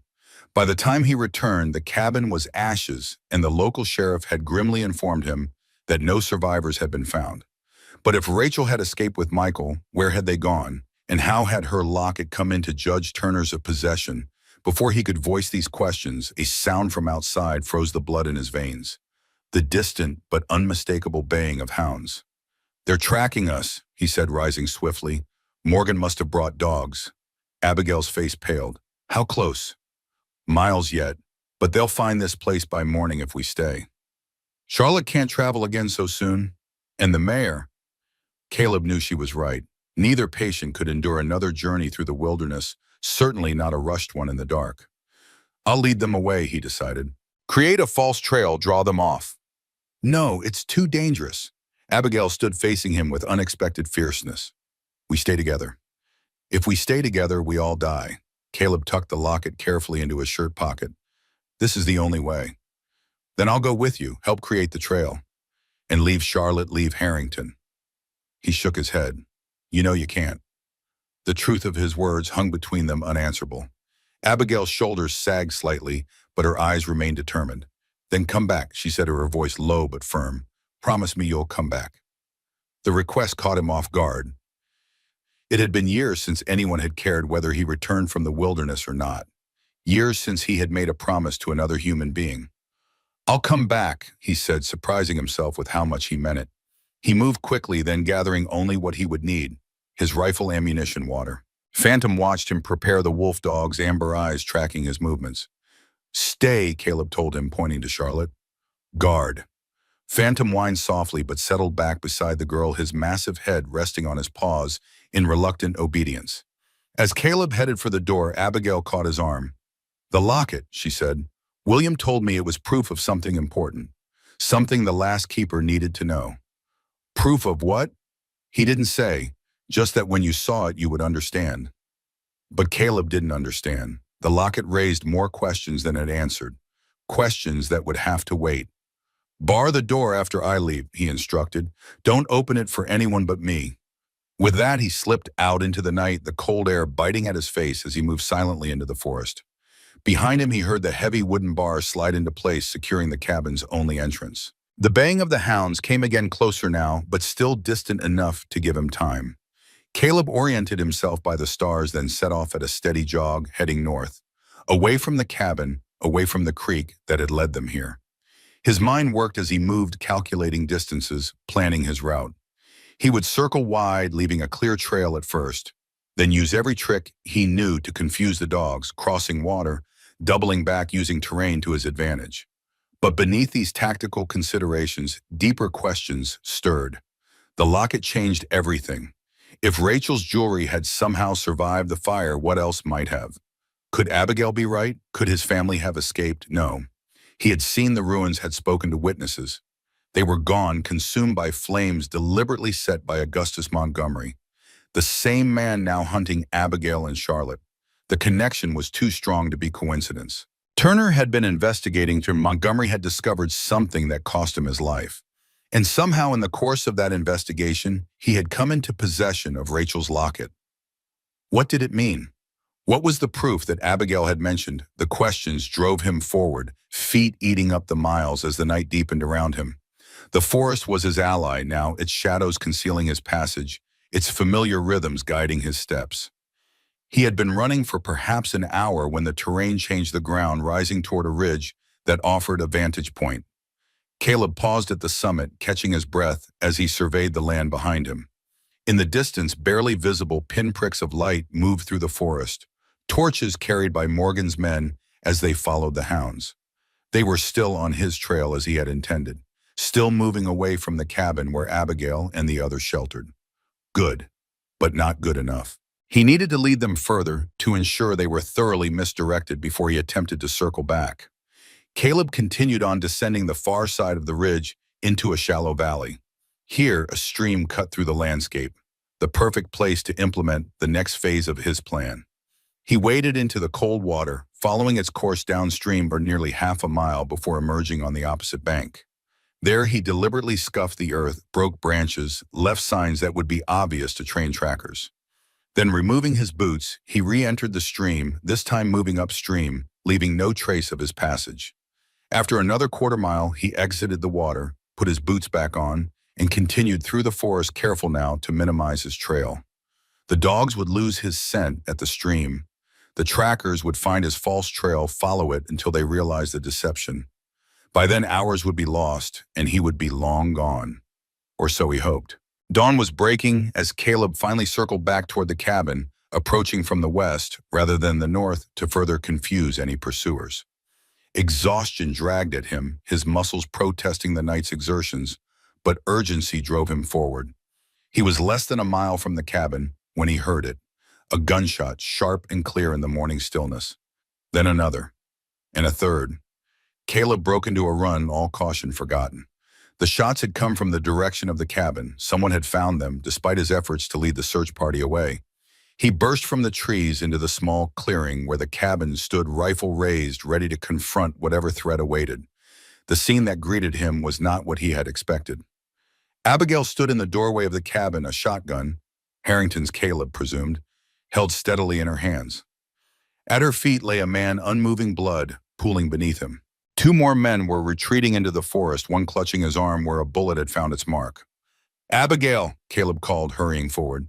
She turned the shotgun, swinging toward him before recognition dawned. "Caleb, thank God." "What happened?" "They found us, three of them separated from the main group." She lowered the weapon, her hands shaking now that the immediate danger had passed. "They tried to break in. I had no choice." Caleb glanced at the dead man. Not Silas Morgan, but one of his hired guns. "You did what was necessary. Are Charlotte and Harrington all right?" "Yes, they slept through most of it. Charlotte woke at the end, but I kept her away from the door." Relief washed through him, followed quickly by concern. "The shots will have been heard. Others will come." "I know." Abigail's expression was grim but determined. "We need to leave." Inside, they found Harrington awake and alert despite his injury. The old soldier had propped himself up on the cot, a revolver held ready in his hand. "Took your time, Winters," he said, his voice stronger than it had been the night before. "Had to give the hounds a good run." Caleb checked Harrington's wound, pleased to find no signs of infection. "Think you can travel?" "Do I have a choice?" "Not really." "Then I can travel." Charlotte was awake as well, sitting on her bedroll with Phantom pressed against her side. The wolf dog had one ear turned toward the door, Trafigor alert for danger, but seemed otherwise calm.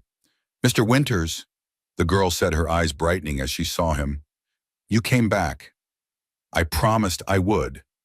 Caleb knelt beside her, checking her pulse, her temperature. "What's that?"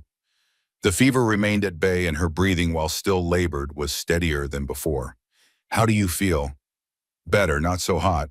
She coughed, but the sound was less wet, less desperate than it had been. "Can we go home now?" The innocent question caught him off guard. Home. As if such a place existed for any of them now. "Not yet," he said gently, "but soon." They prepared to leave as quickly as possible, gathering the few supplies that remained, helping Harrington to his feet. The mayor was unsteady, but determined, refusing to be carried. "Where do we go?" Abigail asked as they stepped outside, the morning sun casting long shadows across the clearing. Caleb considered their options. Morgan's men would be converging on this location soon, drawn by the gunshots. The false trail he had laid would no longer distract them. They needed somewhere unexpected, somewhere that offered both shelter and defensibility. North, he decided. There's an old mining camp in the hills, abandoned years ago. We can shelter there while we decide our next move. "And what is our next move?" This from Harrington, who leaned heavily on a makeshift crutch Caleb had fashioned from a branch. "First we get somewhere safe. Then we figure out what Judge Turner was trying to tell us with that locket." Harrington's eyes sharpened. "Locket? What locket?" Briefly, Caleb explained. The silver locket that had belonged to his wife, somehow in Turner's possession, delivered to him via Abigail, with cryptic instructions about proof the last keeper would understand. "May I see it?" Harrington asked. Caleb hesitated, then withdrew the locket from his pocket, handling it with care as he passed it to the older man. Harrington examined it closely, his weathered fingers tracing the pattern on its surface. Then to Caleb's surprise, he pressed a spot near the hinge, a spot Caleb had never noticed, and the back of the locket popped open, revealing a hidden compartment. "How did you know to do that?" Caleb asked, stunned. "Because Turner showed me this locket once, said it was important evidence." Harrington peered at the contents of the secret compartment. "Ah, it's still here." Well, what is Harrington carefully extracted a tiny folded paper so small it had fit perfectly within the hidden space. He handed it to Caleb. "See for yourself." With fingers that suddenly felt clumsy, Caleb unfolded the paper. It contained a brief message written in a hand he recognized immediately. Rachel's neat flowing script. "Alive. Safe. Find us where we first met. R&M." The words blurred as tears filled Caleb's eyes. Alive. Rachel and Michael alive. Not consumed by the fire that had destroyed their home, but safe somewhere waiting for him. "I don't understand," he whispered, his voice hoarse with emotion. "They died in the fire. Everyone said." "Everyone was told," Harrington said quietly. "For their protection. And yours. You knew all this time you knew they were alive." "No, not until recently." Harrington's expression was grave. "Turner discovered it during his investigation into Montgomery. He found evidence that your family had been targeted specifically because of your work with the Keepers. The fire was meant for me." It wasn't a question. Caleb had suspected as much since Harrington's revelation the night before. Yes, but Rachel wasn't home when it started. She had taken Michael to visit a neighbor. When she returned and found the cabin burning, she knew it was no accident. She went into hiding, fearing whoever had set the fire would try again if they knew she and the boy had survived. "But why didn't she contact me? Let me know they were safe." "Because she believed you were dead too." Harrington's voice was gentle but firm.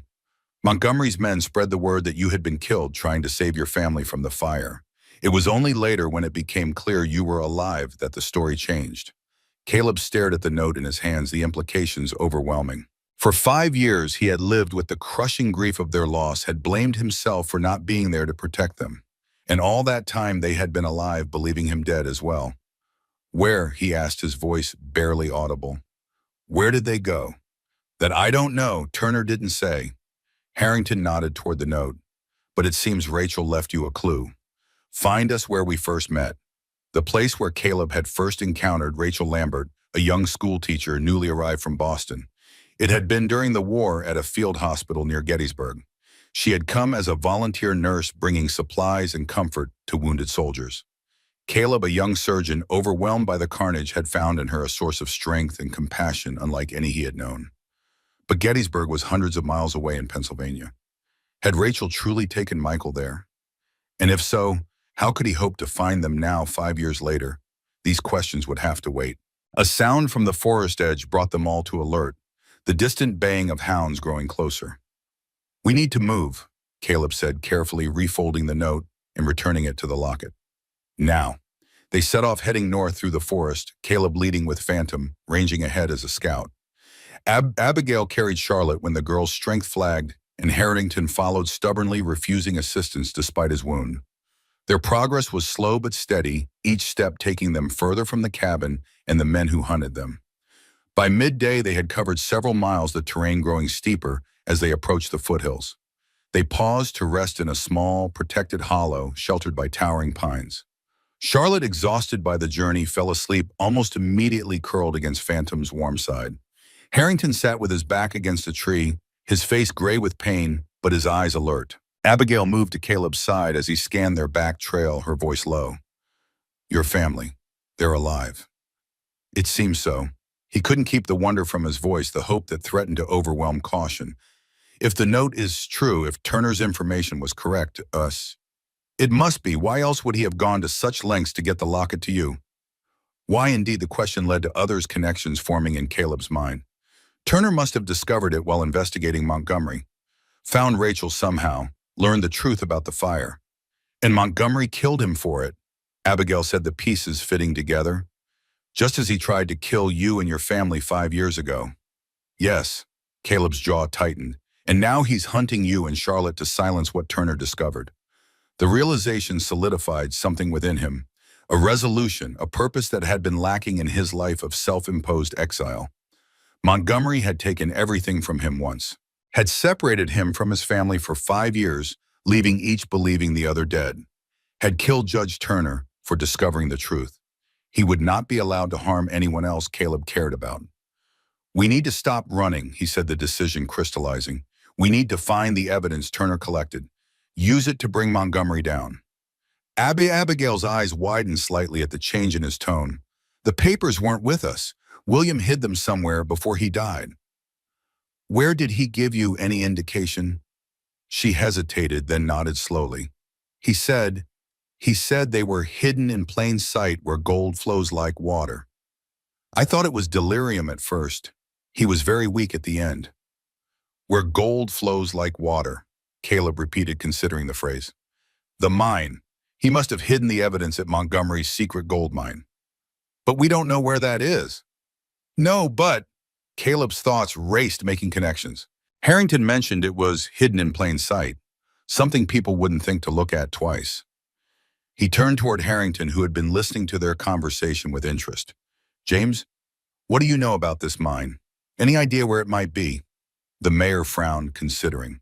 Montgomery owns several properties in the area: the railroad office in town, a ranch to the east, mining claims scattered through the hills. "It would need to be somewhere easily accessible but not obvious," Caleb mused. "Somewhere with regular traffic that wouldn't raise suspicion." "The railroad," Abigail said suddenly. "The new spur line they've been building south of town. William was especially interested in it, said the costs didn't make sense for the projected returns." "A perfect cover," Harrington agreed. "Excavation for a railroad would conceal mining activity. Workers coming and going would seem normal. Equipment, supplies, all could be explained away as part of the railroad construction." It made sense. The railroad spur, ostensibly being built to connect Whispering Pines to a cattle shipping point to the south, could easily conceal a mining operation, especially if that operation used forced labor, people who wouldn't be seen coming and going from the site. "That has to be it," Caleb said. "And if Turner discovered this, he might have hidden the evidence there right under Montgomery's nose." "A bold move," Harrington acknowledged, "but risky. How would we get to it?" "That," Caleb admitted, "I haven't figured out yet." They fell silent, each considering the challenge before them. The railroad spur was sure to be heavily guarded, especially now that Montgomery knew someone was pursuing evidence against him. Phantom's ears suddenly pricked forward, his body tensing. A low growl rumbled from his throat. "Someone's coming," Caleb whispered, reaching for his rifle. They froze, listening. At first there was nothing but the normal sounds of the forest. Then faintly came the snap of a twig, the rustle of underbrush. Caleb positioned himself between the sound and the other's rifle ready. Abigail moved to Charlotte, waking the girl gently, ready to flee if necessary. The tension stretched, seconds feeling like hours. Then, to everyone's surprise, a small figure emerged from the trees. A boy, no more than 12, dressed in worn clothes, his face smudged with dirt. "You Caleb Winters?" the boy asked, his voice carrying a slight accent that Caleb couldn't immediately place. "Who's asking?" "Name's Tomas. I bring message." The boy reached into his shirt, withdrawing a folded paper. "From Sheriff Wilson." Caleb exchanged a glance with Harrington, who looked equally surprised. "Sheriff Wilson from Whispering Pines." "See, he say find you in woods. Very important." Cautiously, Caleb accepted the paper. Opening it revealed a brief message written in a cramped hand. "Winters. Montgomery's men everywhere. Not safe in town. Evidence at railroad camp hidden in foreman's office. Wilson." "How did Sheriff Wilson know where to find us?" Caleb asked, studying the boy with newfound suspicion. Tomas shrugged. "He not know exactly. Tell me look for man with wolf dog in North Woods. I track good." "And how does he know about the evidence?" "No say. He say hurry. Montgomery bring more men tomorrow." The message could be a trap. Wilson might have been coerced, or the note could be a forgery. Yet it aligned too perfectly with their own conclusions about the location of Turner's evidence. "The sheriff," Harrington said slowly, "was friends with Turner. They worked together on cases sometimes." "Would he know about Turner's investigation into Montgomery?" Caleb asked. "Possibly. Turner was discreet, but he trusted Wilson." Caleb studied the note again, then the boy who had delivered it. Tomas stood quietly, seemingly unconcerned by Phantom's steady gaze fixed upon him. How did you find us? Caleb asked. The truth. Like I say, I track good. The boy's expression remained neutral. I work sometimes for sheriff, run messages, he pay fair. And why would he trust you with something this important? At this, a flash of something like pride crossed the boy's face. My father worked railroad camp, not come home 3 months. Sheriff Wilson helped look for him. Understanding dawned. Your father was one of the forced laborers. Tomas nodded, his expression hardening. Montgomery men take him. Other men too. Some never come back. It made sense now. Wilson had recruited someone with personal reason to work against Montgomery, someone who could move through the wilderness unnoticed, someone whose tracking skills had been honed by necessity. How many guards at the railroad camp? Caleb asked. Daytime many, nighttime less. 4, maybe 5. Tomas hesitated, then added, but dogs? And fence with wire. A secure compound then, not easily infiltrated, but not impossible, especially with inside information. Do you know where in the foreman's office the evidence might be hidden? Tomas shook his head. Sheriff not say, just say in office. Caleb folded the note, tucking it into his pocket alongside the locket. Thank you, Tomas. You've taken a risk bringing this to us. The boy shrugged again. I want father back, or know what happened to him. A simple motivation and powerful. Caleb understood it all too well, the need to know the truth about loved ones, even if that truth brought pain.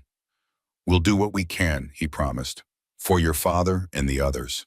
Tomas nodded once, then turned to go. Wait, Caleb called. Do you know a safe place nearby? Somewhere my friends can stay while I check the railroad camp. You not going alone? Abigail said, immediately stepping forward. Someone needs to stay with Charlotte and Harrington. They can't make that journey, and you know it. Before Abigail could protest further, Tomas spoke. I know place. Old church half-day walk. No one used now. Safe. An abandoned church, Harrington asked. See, from mission long time ago. Stone walls still good. Roof mostly good. It would have to do. They couldn't remain in the open, and Charlotte needed proper rest, as did Harrington. Lead the way, Caleb said. Decision made. As they gathered their meager supplies, Abigail approached Caleb, her voice low but insistent. I'm coming with you to the railroad camp. Abigail. No, listen to me. Her eyes were fierce with determination. William died for that evidence, for the truth about Montgomery. I won't hide while you risk your life to retrieve it. Charlotte needs you. Charlotte will be safe with the mayor and Phantom, and she's stronger now. The medicine is working. Abigail's hand found his arm, her grip surprisingly strong. Besides, I know what we're looking for. William described the documents to me. I can identify them quickly.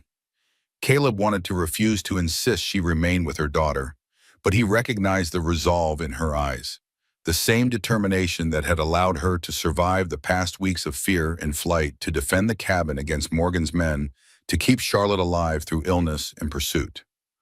All right, he conceded, but you follow my lead, do exactly as I say. Agreed. They set off again, following Tomas through the increasingly rugged terrain. The boy moved with the easy confidence of one familiar with the wilderness, choosing paths that offered both concealment and relatively easy passage. By late afternoon, they reached the abandoned mission church. It stood in a small clearing, its stone walls weathered but intact, the wooden roof sagging in places but still providing shelter. A small cemetery lay to one side, crosses tilting with age, names long since weathered away. No one come here, Tomas assured them. People think ghosts. Perfect, Harrington said with a wry smile. I've always wanted to bunk with the departed. They established Charlotte and Harrington inside the church, making them as comfortable as possible with their limited supplies. Phantom, to Caleb's surprise, needed no instruction to stay. The wolf dog settled beside Charlotte's makeshift bed as if he had always belonged there. You'll come back, Charlotte asked, her small hand finding Caleb's as he knelt beside her. Yes, he promised, with your mother, as soon as we can. And then we'll find your family too, your wife and son. The innocent question pierced him with unexpected force. Yes, he said softly, then we'll find them too. As they prepared to leave, Harrington pulled Caleb aside. Despite his injury, the older man's eyes were clear, his mind sharp. Be careful, Caleb. Montgomery's desperate now. He knows too much is at stake. We will be. And remember, you're not just retrieving evidence. You're reclaiming your oath. Caleb's hand moved involuntarily to his chest, to the silver star that hung there hidden beneath his shirt. The symbol of the keepers of a promise made long ago to stand between the innocent and those who would harm them. The Last Keeper, he said, the title no longer feeling foreign on his tongue. The Last Keeper, Harrington confirmed, at least until you train others to follow. With that responsibility settling firmly on his shoulders, Caleb turned to where Abigail and Tomas waited. The three of them slipped away from the church as the evening shadows lengthened across the land, heading south toward the railroad camp, and the evidence that might end Augustus Montgomery's reign of terror once and for all. Behind them in the abandoned church, Charlotte watched them go, her small hand resting on Phantom's fur. Beside her, Harrington checked his revolver, ensuring it was loaded and ready, his weathered face set in lines of grim determination. The time for running was over. Now they would make a stand. And somewhere miles away, Rachel and Michael Winters waited, not knowing that the husband and father they believed dead was coming to find them at last. Dusk settled over the land as Caleb, Abigail, and Tomas made their way south toward the railroad camp. They traveled in silence, each lost in their own thoughts, the weight of their mission hanging heavy in the air. Caleb moved with the quiet efficiency of a man accustomed to the wilderness, his senses alert to every sound, every shift in the wind. Yet his mind remained turbulent, filled with the revelation that had upended everything he believed for the past 5 years. Rachel and Michael alive. The knowledge both buoyed and tormented him. How different might his life have been had he known? How much time had been lost? How much suffering needlessly endured? And now with this knowledge came a new urgency. He needed to survive the night's mission, needed to retrieve Turner's evidence and bring Montgomery to justice. Not just for the judge, not just for Abigail and Charlotte, but for his own family, for the chance to find them, to hold them again after so many years of emptiness. How much further, Abigail asked, breaking into his thoughts. Though she had kept pace admirably, weariness lined her face and her breath came in controlled, measured gasps. 2 miles, maybe 3, Tomas answered before Caleb could. The boy had proven to be an invaluable guide, his knowledge of the terrain saving them considerable time. We reach ridge soon, can see camp from there. We'll rest at the ridge, Caleb decided. Observe the camp, plan our approach. They continued in silence, the terrain growing steeper as they climbed toward the ridge Tomas had mentioned. The forest thinned as they ascended, pine giving way to scattered junipers and bare rock. Finally, they reached the crest, a narrow spine of stone that offered a commanding view of the valley below. And there, nestled against the far hills, lay their destination. The railroad camp sprawled across several acres, illuminated by scattered lanterns and the remains of the day's light. From this distance, it appeared innocuous enough. A collection of wooden buildings, stacks of timber and rails, the cleared path of the railroad bed, cutting a straight line toward the southern horizon. But Caleb's experienced eye noted details that confirmed their suspicions. The fence encircling the camp was too substantial for a temporary worksite, reinforced with what appeared to be barbed wire along the top. Guards patrolled at regular intervals, rifles clearly visible even from this distance. And the layout, a central compound surrounded by smaller structures, resembled a prison more than a construction camp. There, Tomas said, pointing to a building near the center of the compound. Foreman office, where they keep papers. Caleb studied it through his spyglass. A 2-story structure larger than the others, with windows on both levels and a covered porch. A lantern burned in one window, suggesting occupation. How do we get in? Abigail asked, her voice steady despite the daunting sight before them. Supply wagon, Tomas said. Come every evening with food materials. Guards check, but not careful. Too many boxes. When dark more.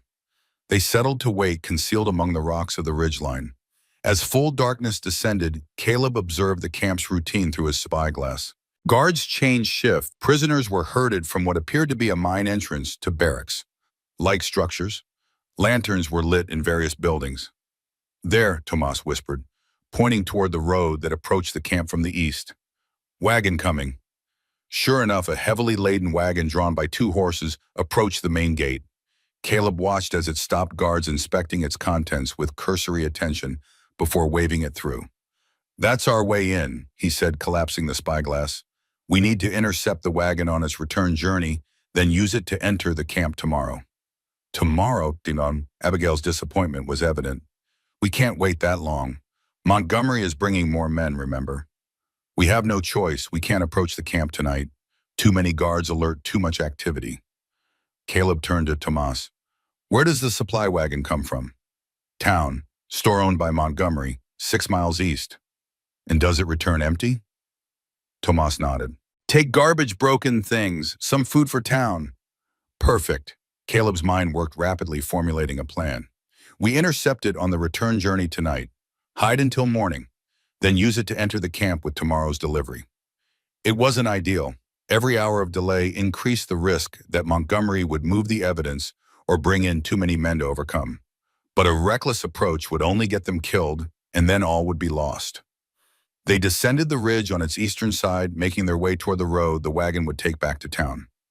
Finding a suitable ambush point, a curve where the road passed through a stand of thick pines, they settled to wait once more. An hour passed before they heard the creak of wheels and the plodding of hooves. Caleb signaled to the others, then stepped into the road as the wagon rounded the bend, raising his hand in a gesture that appeared more request than demand. The driver, an older man with a weathered face, pulled the horses to a halt, squinting into the darkness. Who's there? Just a traveler, Caleb said, approaching slowly, keeping his hands visible, hoping for a ride to town. The driver's hand moved towards something beside him, a weapon, Caleb guessed. Don't get many travelers on this road, especially at night. I got separated from my hunting party, been walking for hours. Caleb was close enough now to see the shotgun partially concealed beneath a blanket on the seat. I can pay. The driver hesitated, clearly suspicious, but not overtly hostile. Don't know. It was the moment Tomas and Abigail had been waiting for. They emerged from the trees behind the wagon, moving silently until they were positioned on either side. I'm afraid I must insist, Caleb said, his voice hardening as he drew his revolver. The driver cursed, reaching for his shotgun, but froze as Tomas pressed a knife against his side. Easy, old man. No one need get hurt. What do you want? I ain't got much money. Just the wagon, Caleb said, and some information. They bound the driver with rope from the wagon, gagging him to prevent any calls for help. Caleb drove the wagon off the road into a small clearing, concealing it as best he could among the trees. Once they were safely hidden, Caleb removed the driver's gag. Now some questions. How often do you make deliveries to the camp? Every day, the man answered, his tone surly but resigned. Morning and evening. And they expect you tomorrow morning. Sunrise, away sunrise. What do you carry besides supplies? The driver's eyes narrowed with suspicion. What's it to you? Answer the question. A shrug as much as the bonds would allow. Just supplies, food, tools, whatever Montgomery's people tell me to take. Do you ever carry messages? Documents? Something flickered in the driver's expression. Recognition, perhaps, or fear. Sometimes, in a lockbox. I don't ask questions. Smart man.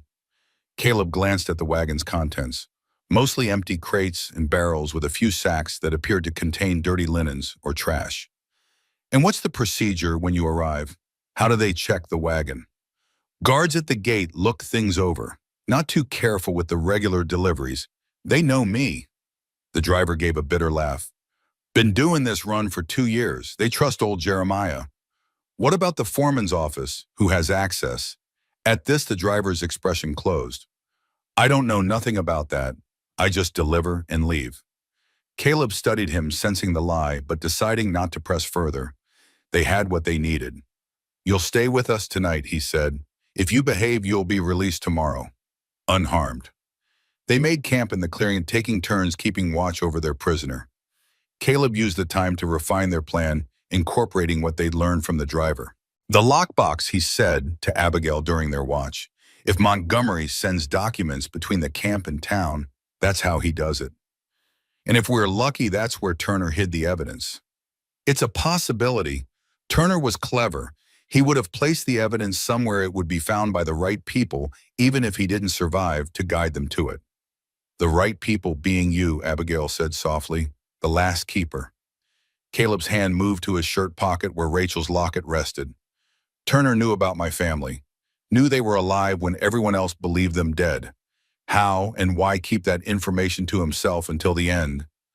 Perhaps he was protecting them, If Montgomery had learned they survived, she didn't need to finish the thought. Perhaps, but doubt lingered. There were connections here he couldn't yet see, pieces missing from the puzzle. Dawn found them prepared, the wagon repacked, their prisoner, secured but out of sight beneath a tarp. Caleb had donned the driver's coat and hat, a simple disguise but sufficient to pass casual inspection at a distance. Remember, he told Abigail as they prepared to leave. Once we're inside, we move quickly. Find the evidence, then get out. No heroics. What about the prisoners, she asked. The forced laborers. We can't just leave them. It was a complication Caleb had considered and struggled with. His instinct as a keeper demanded he help everyone suffering under Montgomery's cruelty. But practicality argued otherwise. They were three against many with limited resources and no real plan for mass liberation. First, the evidence, he said finally. With that, we can bring the law down on Montgomery, free everyone legally. Abigail nodded, though her expression suggested she was not entirely convinced. They set off as the first light of dawn painted the eastern sky. Tomas had elected to remain with the prisoner. The boy was too recognizable, having occasionally worked odd jobs at the camp before his father's disappearance. The road to the camp was empty at this early hour, allowing them to proceed without interruption. As they approached the gate, Caleb adopted the slouched posture he had observed in the driver, pulling the hat low over his face. Two guards stood at the entrance, rifles held casually but ready. One raised a hand signaling for the wagon to stop. "Morning, Jeremiah," he called, approaching the driver's door. "Early today." Caleb grunted in response, pitching his voice lower. "Montgomery's orders, extra supplies for the new crew." The guard nodded, accepting the explanation without question. He walked around the wagon, giving its contents a cursory examination. Abigail sat quietly on the bench beside Caleb, her face partially concealed by a shawl, her hands folded demurely in her lap.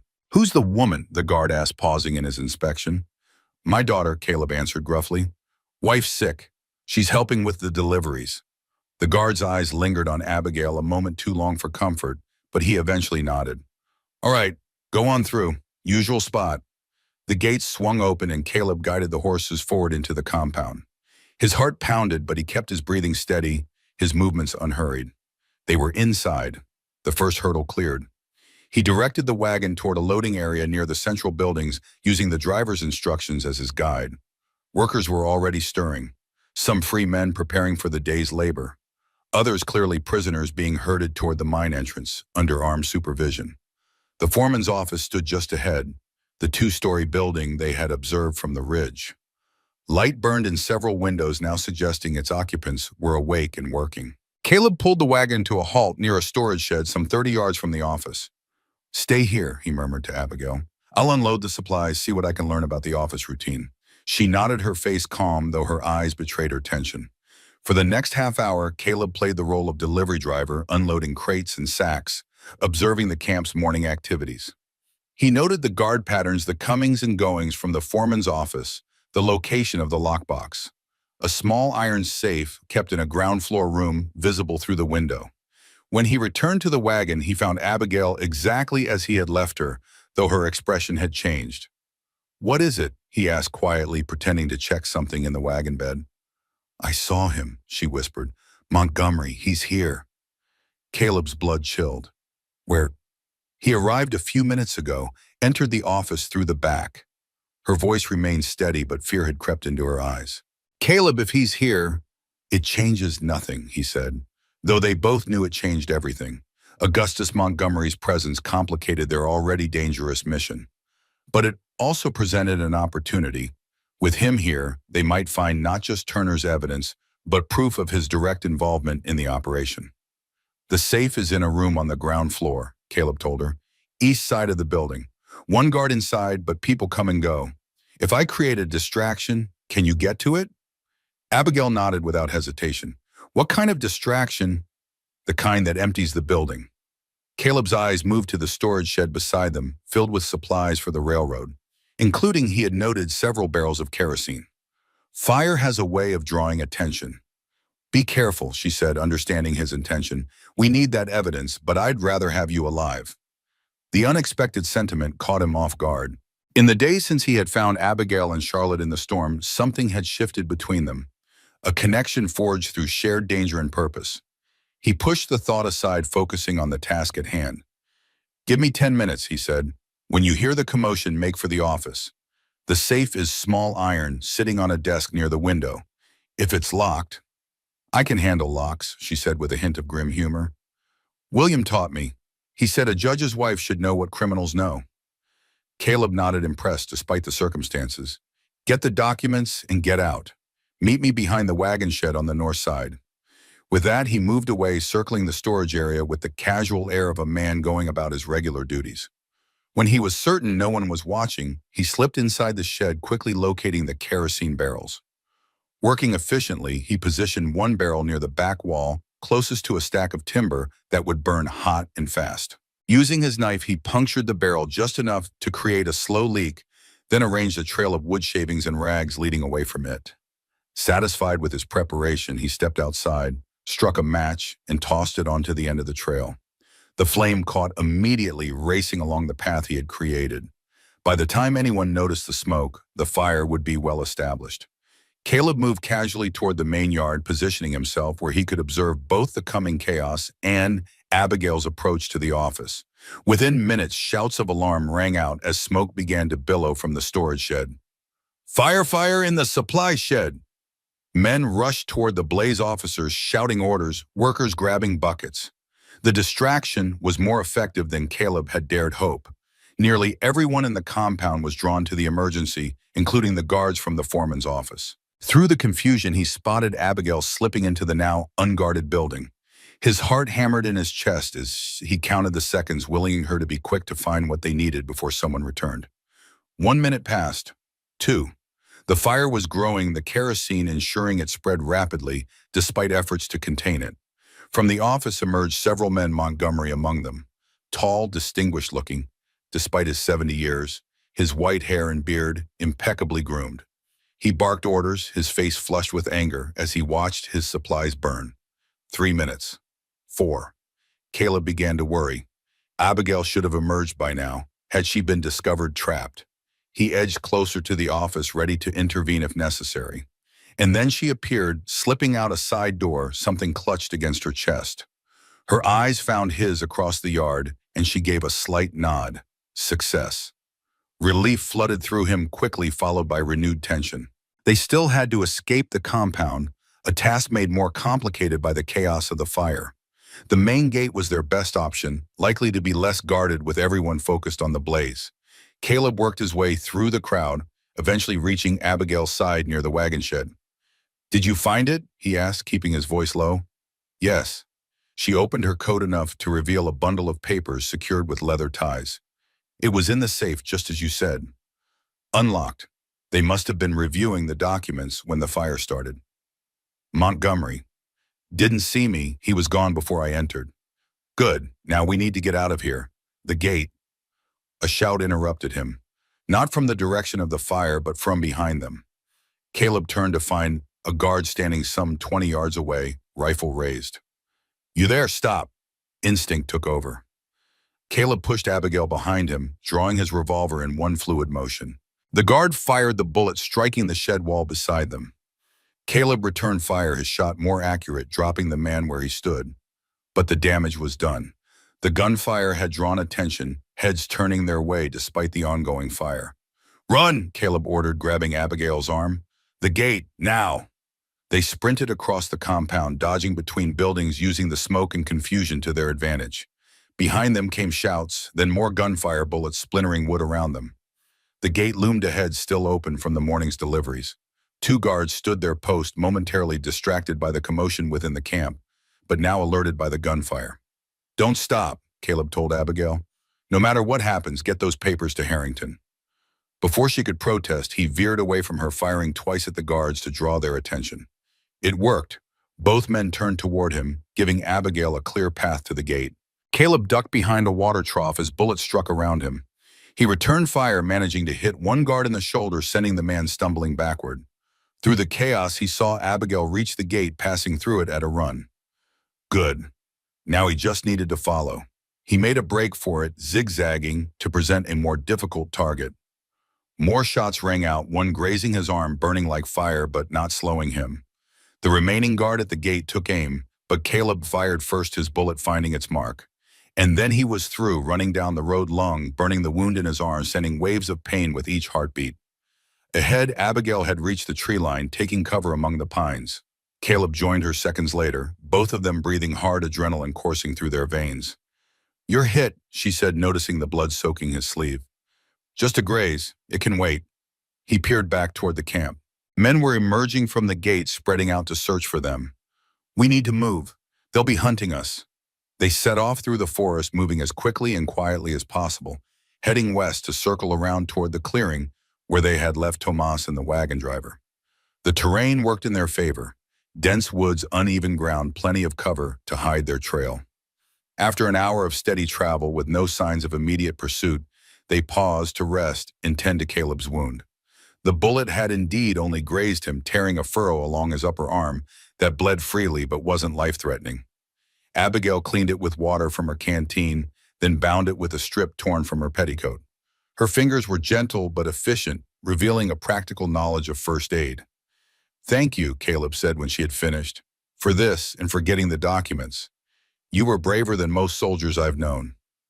"I had motivation." She patted the paper secured inside her coat. "William died for these. I wasn't going to let that be in vain." "May I see them?" Abigail withdrew the bundle, handling it with reverence.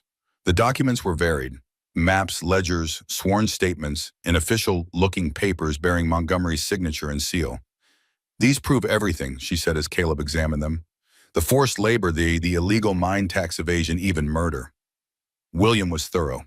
"He was a good judge," Caleb agreed, turning over a map that showed the true extent of Montgomery's operation. Not just the camp they had infiltrated, but 3 others, spread across the territory, all disguised as legitimate businesses. "This is enough to destroy Montgomery completely and free the prisoners. The men like Tomas's father. Yes, once these reach the proper authorities, Montgomery's entire operation will be shut down." Caleb carefully rebound the documents. "But first we need to get back to Charlotte and Harrington, and we need to stay ahead of Montgomery's men." They continued their journey, reaching the clearing by mid-afternoon. Tomas greeted them with evident relief, while their prisoner, still bound but otherwise unharmed, watched them with sullen resignation. "Any trouble?" Caleb asked the boy. "No, all quiet." Tomas looked at them expectantly. "You get papers." "We did." Abigail showed him the bundle. "Evidence against Montgomery, enough to free your father and the others if they're still alive." Hope bloomed in the boy's eyes, quickly tempered by caution. "Montgomery men will come. Many men. Yes, which is why we need to move quickly." Caleb turned to the wagon driver. What's the fastest route to Whispering Pines from here, not the main road?" The driver hesitated, then shrugged. "Old Miners Trail, east side of Blackwater Ridge. Rough going, but cuts 3 miles off the journey." "Could we take the wagon that way?" "If you're careful, and if the bridge over Serpent Creek still stands." It was a risk, but time was against them. They needed to reach town to get the documents to someone who could act on them immediately, before Montgomery could cover his tracks, or worse, eliminate more witnesses. "We'll take that route," Caleb decided. "Tomas, can you find your way back to the church from here? Tell Harrington and Charlotte what's happened, that we're heading to town with the evidence." The boy nodded confidently. "I find way. What you want me tell them?" "Tell them we were successful, but discovered Montgomery is at the camp. Tell them to stay hidden. It's not safe to move yet." Caleb paused, considering. "And tell Charlotte that Phantom is to stay with her no matter what. She'll understand." With Tomas dispatched to the church, Caleb and Abigail prepared the wagon for travel, securing their still-bound prisoner in the back. The driver had been surprisingly cooperative once he understood they had no intention of harming him, a man doing his job, not particularly loyal to Montgomery. They set off on the Miners Trail, a narrow, rutted path that wound through steep terrain. The going was slow and difficult, the wagon creaking ominously as it navigated the uneven ground. But they made steady progress, and by late afternoon, they had covered nearly half the distance to town. The bridge over Serpent Creek proved to be intact if weathered, a simple wooden structure spanning a deep, narrow gorge through which the creek tumbled in a series of small waterfalls. They crossed carefully, the horses picking their way with admirable sure-footedness. As twilight approached, they emerged from the most difficult section of the trail into a broad meadow that offered easier passage. Caleb allowed himself a small measure of hope. If they continued at this pace, they would reach Whispering Pines by midnight. His optimism was short-lived. They had just entered another stretch of forest when the sound of hoofbeats reached them, multiple riders approaching rapidly from behind. "Montgomery's men," Caleb said grimly. "They must have picked up our trail." Abigail's face paled, but her voice remained steady. "What do we do?" Caleb surveyed their surroundings, making a quick assessment. The trail ahead curved through dense trees, offering limited visibility but good cover. To their right, the land rose steeply toward a rocky outcropping. To their left, the ground fell away into a wooded valley. "We can't outrun them in the wagon," he decided. "We need to leave it, find somewhere defensible." "The rocks," Abigail suggested, pointing to the outcropping. "High ground, good visibility." "Yes, and if we're lucky, they'll follow the wagon first, give us time to prepare." They brought the wagon to a halt, Caleb quickly unhitching one of the horses. He helped Abigail mount, then handed her the precious documents. "Go," he said, his voice urgent but calm. "Get to the rocks. I'll join you after I set the wagon moving." "Caleb, there's no time to argue. Go, now." She hesitated only a moment before nodding, turning the horse toward the slope that led to the outcropping. Caleb released their prisoner, who wasted no time disappearing into the woods, then set the remaining horse in motion with a slap to its flank. The wagon rolled forward, continuing along the trail without a driver. With that done, he sprinted toward the slope, climbing as quickly as the steep terrain would allow. The sounds of pursuit grew louder behind him, 6 riders, maybe more, moving fast. He reached the outcropping just as the first riders came into view on the trail below. From this vantage point, he could see them clearly. Silas Morgan in the lead, followed by 5 armed men, all pushing their horses hard. Abigail had chosen their position well. The outcropping formed a natural fortress of stone with clear lines of sight in all directions but limited approaches. They had cover high ground and the element of surprise for the moment. "They'll find us eventually," Caleb said as he joined her behind a large boulder. "But we can hold them off for a while.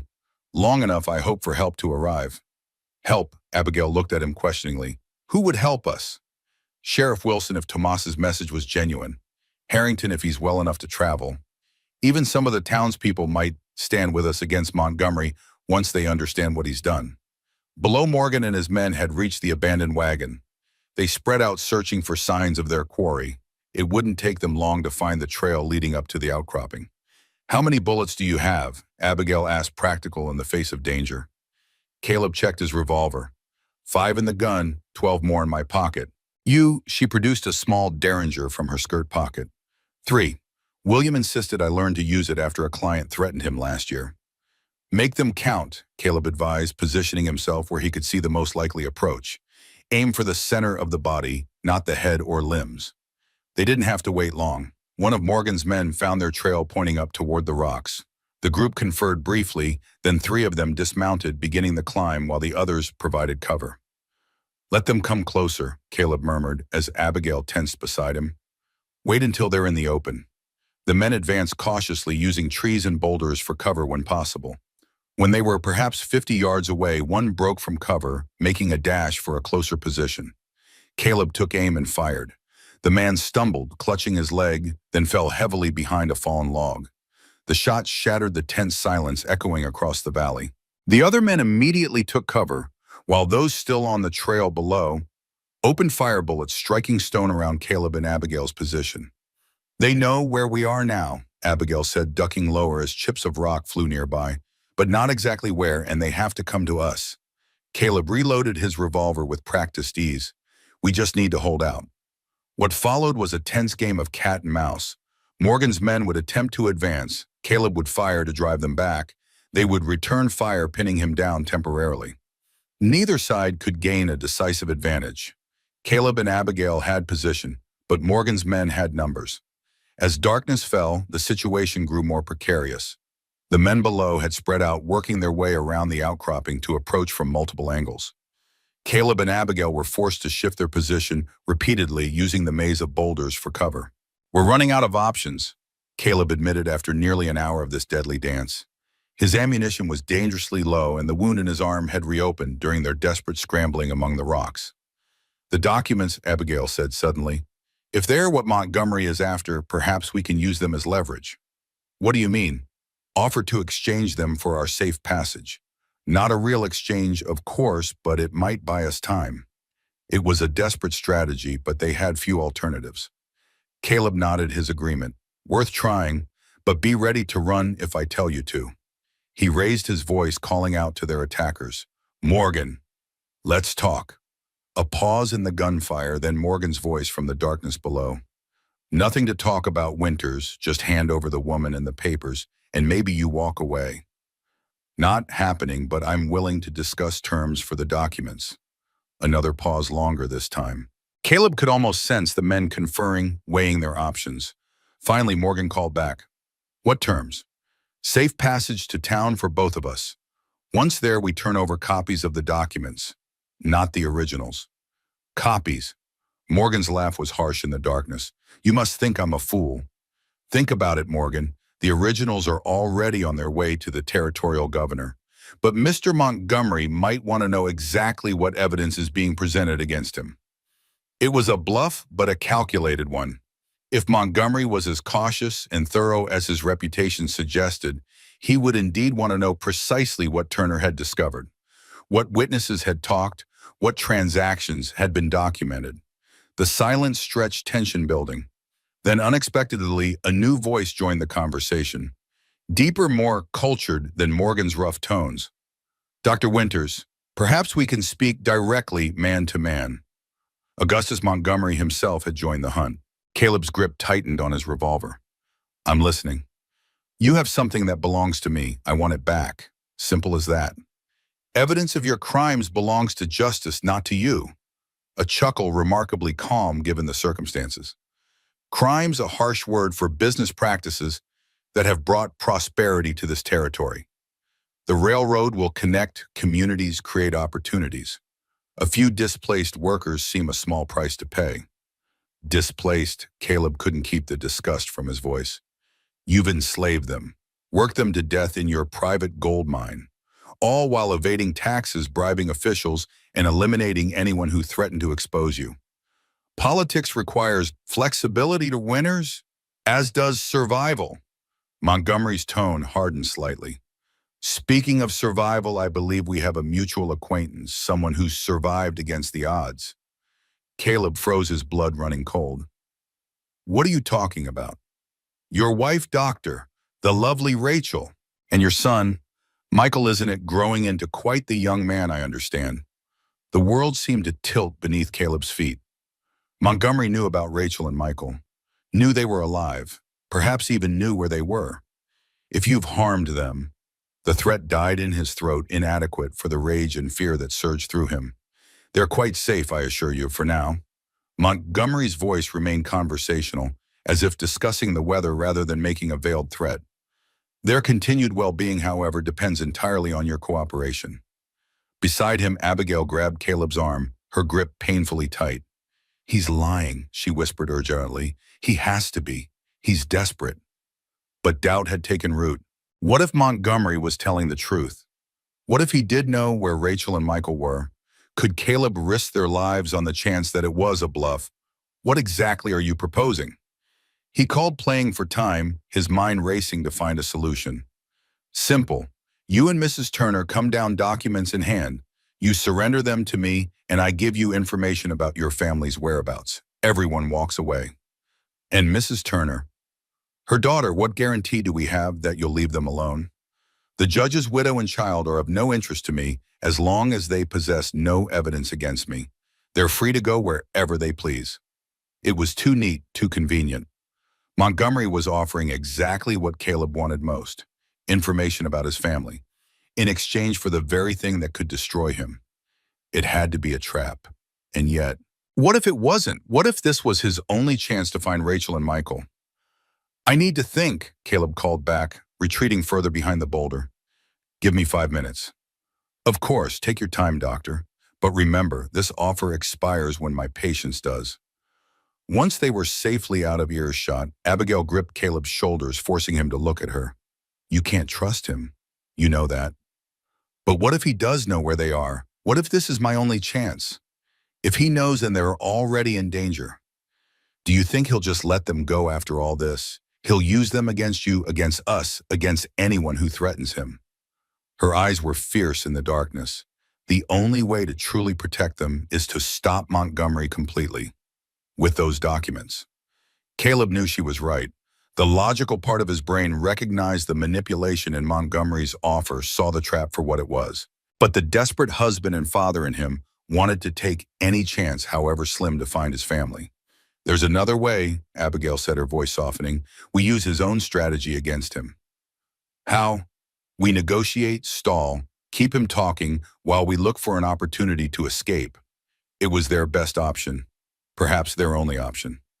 Caleb nodded, gathering his resolve. Sarah Nevon. All right, I'll keep him engaged. You watch for a chance to slip away with the documents. If you see an opening, take it. Don't wait for me. I won't leave you. You will if it's necessary. His tone left no room for argument. Charlotte needs you, and those documents need to reach the authorities. Before she could protest further, Caleb moved back to their defensive position. Montgomery, he called. Let's continue our discussion. I'm listening, Doctor. I want proof that you know where my family is, something only they would know. A pause then. Your wife wears a silver locket with your portrait inside. Your son has a scar on his left hand from a fishing accident when he was 4. Sufficient. The details were accurate, painfully so. The locket had indeed contained Caleb's portrait opposite Michael's lock of hair. And the fishing accident, he remembered it vividly, had stitched the wound himself while Michael bravely held back tears. Montgomery knew too much for it to be a guess. He had either seen Rachel and Michael himself or received detailed information from someone who had. One more thing, Caleb called, fighting to keep his voice steady. The lockbox at the foreman's office. It wasn't just for camp business, was it? It was communication with someone else, someone who's been watching my family. Very astute, Doctor. Montgomery sounded almost pleased, as if Caleb had passed some sort of test. Yes, I have an associate in Pennsylvania. A business arrangement, you might say. He provides information, I provide compensation. Pennsylvania, where Caleb had first met Rachel, where she had said in her note to find them where they first met. It made a terrible kind of sense. She had gone back to Gettysburg, perhaps to the field hospital where they had worked together, and Montgomery had found her there, or at least found someone to watch her. Here's my counter-offer, Caleb said, the beginnings of a plan forming in his mind. I'll bring the documents down, just me, not Mrs. Turner. You give me the exact location of my family in writing. Once I verify it's correct, you get the documents. And how would you verify such information, Doctor? The note in my wife's locket, it contained a clue only I would understand. If your information matches it, I'll know you're telling the truth. Another pause, longer this time. Then, very well, come down alone, the documents in hand, unarmed. I'll keep my weapon until we've concluded our business, as a precaution. As you wish, though I assure you it's unnecessary. I'm a businessman, not a murderer. The lie was so blatant it almost made Caleb laugh. Montgomery was both, and they both knew it. But the negotiation had achieved its purpose, buying time, creating an opportunity. He turned to Abigail, speaking in a whisper. When I go down, wait for a count of 50, then start moving east along the ridge. There's a path on the far side that leads down to the valley. If you can reach it, you'll have a clear route to town. And what's your plan? To keep Montgomery and his men focused on me and the documents. The real documents are staying with me, she said firmly. Of course, I'll bring the map. It's convincing enough to pass initial inspection. Caleb checked his revolver one last time. Remember 50 count, then go regardless of what you hear. Abigail nodded, her face solemn in the moonlight. Then, to his surprise, she leaned forward and pressed her lips briefly to his. For luck, she whispered. Now come back alive, Caleb Winters. Charlotte and I aren't finished with you yet. The unexpected gesture left him momentarily speechless. By the time he recovered, she had already moved away, positioning herself for her escape route. Gathering his courage, Caleb called out to Montgomery, I'm coming down. Hold your fire. He began his descent, moving cautiously through the boulders, the folded map tucked visibly in his breast pocket. Every sense was alert, every muscle ready to react to betrayal. He had no illusions about Montgomery's intentions. The man would kill him the moment he had what he wanted. But Caleb had survived a war, had faced death more times than he could count. Fear was an old companion, one he acknowledged but did not allow to rule him. As he reached the base of the outcropping, figures emerged from the shadows. Morgan and two others, rifles trained on him. Behind them stood a taller figure, distinguished even in the dim light. Augustus Montgomery. "That's far enough, Doctor," Montgomery called. "Show me the documents." Caleb stopped, keeping his hands visible, but his revolver within easy reach. "The information first. Where are my wife and son?" Montgomery signaled to one of his men, who produced a folded paper and held it out. "Everything you need to know is there. Names, addresses, their daily routine. My associate is quite thorough." Caleb made no move to take it. "Tell me, out loud." A flicker of annoyance crossed Montgomery's face, quickly masked. "Very well. They're in Gettysburg, Pennsylvania, living under the name Lambert, your wife's maiden name, I believe. She works as a teacher at a school for freed slaves. The boy attends the same school. They reside in a small house on Chambersburg Street. Is that specific enough for you?" It matched. Lambert was indeed Rachel's maiden name, and teaching had been her passion before the war. The address, Chambersburg Street, was near where the field hospital had been established. It all made terrible, wonderful sense. "Now the documents," Dr. Montgomery said, extending his hand. As agreed, Caleb reached for his pocket, moving deliberately, counting in his head. 45, 46. By now, Abigail should be preparing to make her move.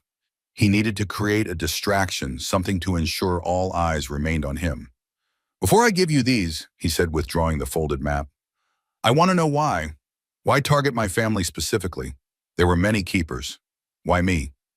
Montgomery's expression hardened. "Because you were effective, Doctor.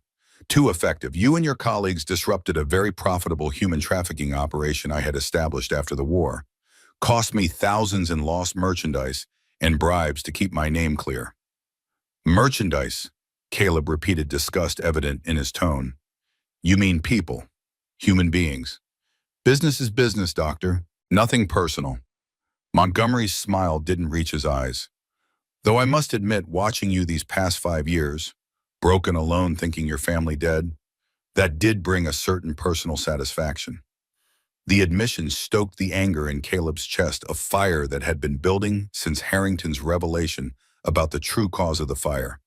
Montgomery had destroyed his life, separated him from his family, all for profit and petty revenge.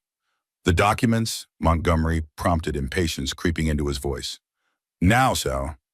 50. Abigail would be moving. Time to create his distraction. "Here," Caleb said, holding out the folded map. "Everything Turner collected." As Montgomery reached for it, Caleb dropped it deliberately, the paper fluttering to the ground between them. "Clumsy of me," he said, bending as if to retrieve it. It was the opportunity he had been waiting for. In one fluid motion, Caleb drew his revolver, firing at the lantern one of Morgan's men held. The glass shattered, oil spilling and igniting, creating instant chaos. In the sudden flare of light and confusion, Caleb rolled to the side, firing again at Morgan, catching the man in the shoulder. Return fire erupted around him, bullets kicking up dirt as he scrambled for cover behind a fallen log. From the corner of his eye, he saw Montgomery retreating, shouting orders to his men. Two moved to pursue Caleb while the others provided covering fire. He needed to lead them away from Abigail's escape route to give her the best chance of reaching town with the documents. Rising just enough to fire twice more, ensuring their attention remained fixed on him, Caleb then broke cover, running west into the forest. Bullets whined past him as he zigzagged between trees, using the darkness and terrain to his advantage. His breath came in controlled bursts, his focus absolute as he navigated by instinct and memory. Behind him, his pursuers crashed through the underbrush, their curses and shouts guiding him in the opposite direction. Good. They were following, drawn away from Abigail's path. But Caleb knew he couldn't run forever. He was outnumbered, injured, and low on ammunition. Eventually, they would corner him or wear him down. Unless a plan formed in his mind, born of desperation but not without merit. He adjusted his course, heading towards a feature he had noted earlier, a narrow ravine that cut through the forest floor, its sides steep but navigable. Reaching it, he half slid down the embankment, positioning himself behind a large tree at the bottom. From here, he had a clear view of the ravine's edge, where his pursuers would appear if they followed his trail. He didn't have to wait long. A figure appeared at the rim, silhouetted against the night sky. Caleb aimed carefully and fired. The man fell backward with a cry out of sight but clearly hit. One down. But how many more? And how long could he hold this position? The answer came sooner than he had hoped. Movement to his right caught his attention. Another of Montgomery's men had found a different way down, was approaching along the ravine floor. And from the left a third. They had him surrounded. Caleb considered his options. He could try to shoot his way out, but with only 2 bullets remaining, the odds were poor. He could surrender, but that meant certain death. Or he could make a final stand, taking as many of them with him as possible. As he weighed these grim alternatives, a sound reached him. Distant but distinct. Gunfire coming from the direction of the outcropping. Had they found Abigail? Had his sacrifice been in vain? The men approaching from either side heard it too. Hesitating in their advance, one called to the other, "What's that?" "Don't know. Montgomery maybe got the woman." They were distracted, their attention divided. It was the only chance Caleb was likely to get. He surged to his feet, firing his last 2 bullets in quick succession. One left, one right. The first struck, true dropping one attacker. The second missed but caused the other man to dive for cover, buying Caleb precious seconds. He ran not back the way he had come, but deeper into the ravine, hoping it would lead to the valley below. Behind him, the remaining man recovered and gave chase, his footsteps pounding on the earthen floor. The ravine narrowed, its walls growing steeper, more confining. Ahead, Caleb could make out what appeared to be a dead end, a wall of earth and stone blocking the path. Trapped, he turned to face his pursuer, empty revolver still in hand, determined to go down fighting if necessary. The man approached cautiously, rifle leveled, a grim smile visible in the moonlight that filtered through the trees above. "End of the line, doctor," he said, taking aim. A growl shattered the night, low rumbling filled with menace. From the shadows behind the man emerged a massive form, gray fur gleaming silver in the moonlight, amber eyes reflecting an almost supernatural light. Phantom. The wolf dog launched himself at the gunman, a blur of fangs and fury. The man screamed, his rifle discharging harmlessly into the air as he fell beneath the animal's weight. Caleb stood frozen in shock, watching as Phantom subdued the man with terrifying efficiency. The struggle was brief and one-sided, ending with the gunman unconscious or dead. Caleb couldn't tell which in the darkness. "Phantom," he called softly, still hardly believing what he was seeing. "Here, boy." The wolf dog turned toward him, blood darkening his muzzle, and trotted over with what could only be described as satisfaction in his bearing. He nudged Caleb's hand as if checking that his human was unharmed. "Good boy," Caleb murmured, running a hand through the thick fur. "But how? Who?" His question was answered by a voice from above, young familiar calling down from the rim of the ravine. "Mr. Winters, up here, Tomas." And beside him, impossibly, stood Charlotte, her small face visible as she peered over the edge. "Mr. Winters, are you hurt?" Relief and alarm warred within Caleb. "Charlotte, what are you doing here? Where's your mother?" "Mama went to town with the sheriff. Phantom found your trail and led us to you." Sheriff Wilson had come then, and Abigail had reached him safely. The realization lifted a weight from Caleb's chest, but new questions immediately arose. "How did you get here? Where's Harrington?" "Mayor say we need help you," Tomas called down. "He stay at church, send us with men from town." "They fight Montgomery men now." That explained the gunfire he had heard. Harrington had rallied support, miners, ranchers, townspeople fed up with Montgomery's grip on the region. They had come not just to help Caleb, but to reclaim their town from corruption. "Can you climb up?" Charlotte called, her voice tinged with worry. "Phantom can show you the path." Indeed, the wolf dog was already moving, finding a route up the steep ravine wall that Caleb hadn't noticed. A series of natural steps and handholds that offered a way out of the trap. As he climbed in, following Phantom's sure-footed lead, Caleb marveled at the turn of events. He had expected to die in that ravine, had been prepared for it if it meant Abigail escaped with the evidence. Instead, help had arrived from the most unexpected sources. A wolf dog who had once allowed no one near him but Caleb, a sick child who should have been resting safely, a boy whose determination to find his father had led him to risk everything. He reached the top, pulling himself over the edge, with arms that trembled from exertion and blood loss. Charlotte rushed to him immediately, her small arms wrapping around his waist in a fierce hug. "You came back," she said, her voice muffled against his coat. "Just like you promised." "Of course I did," Caleb replied, surprised by the emotion that tightened his throat. I keep my promises, Charlotte. Tomas stood nearby, a rifle almost as tall as he was held competently in his hands. The boy nodded to Caleb, a gesture of respect between equals. Sheriff Wilson and men from town fight Montgomery. We should go help. No, Caleb said firmly. You've both done more than enough. Now we get you somewhere safe. But even as he spoke, the sounds of conflict from the direction of the outcropping began to fade, replaced by shouts of triumph and the distinct voice of Sheriff Wilson calling for his deputies to secure prisoners. Sounds like the fighting's over, Caleb observed, hope rising in his chest. Let's find out who won. They made their way cautiously toward the outcropping, Phantom ranging ahead as scout. As they emerged from the trees, they found a scene of decisive victory. Montgomery's men disarmed and bound under the watchful eyes of townspeople armed with rifles and shotguns. Sheriff Wilson, a stocky man with a drooping mustache, directed operations with calm efficiency. And there, speaking with the sheriff, was Abigail. She turned as they approached, her face lighting with relief and joy when she saw them. Caleb, Charlotte, she rushed to them, embracing her daughter first, then Caleb, her arms strong around him despite her evident exhaustion.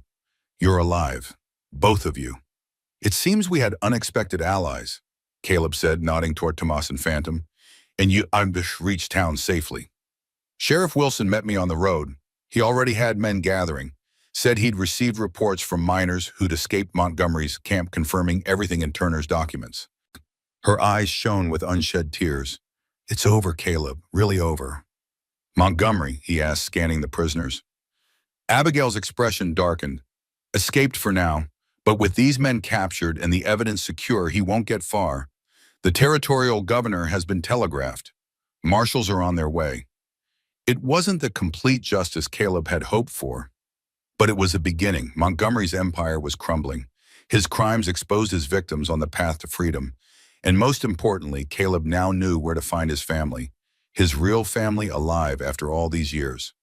The thought brought a surge of conflicting emotions. Joy, hope, fear. Would Rachel welcome him after so long? Would Michael even remember him? What would they think of the man he had become, the hermit who had withdrawn from the world in his grief? What happens now? Charlotte asked, looking up at him with those solemn eyes that seemed to see too much. Caleb knelt beside her, bringing himself to her level. Now you and your mother are safe. Montgomery can't hurt you anymore. He glanced at Abigail, including her in his words.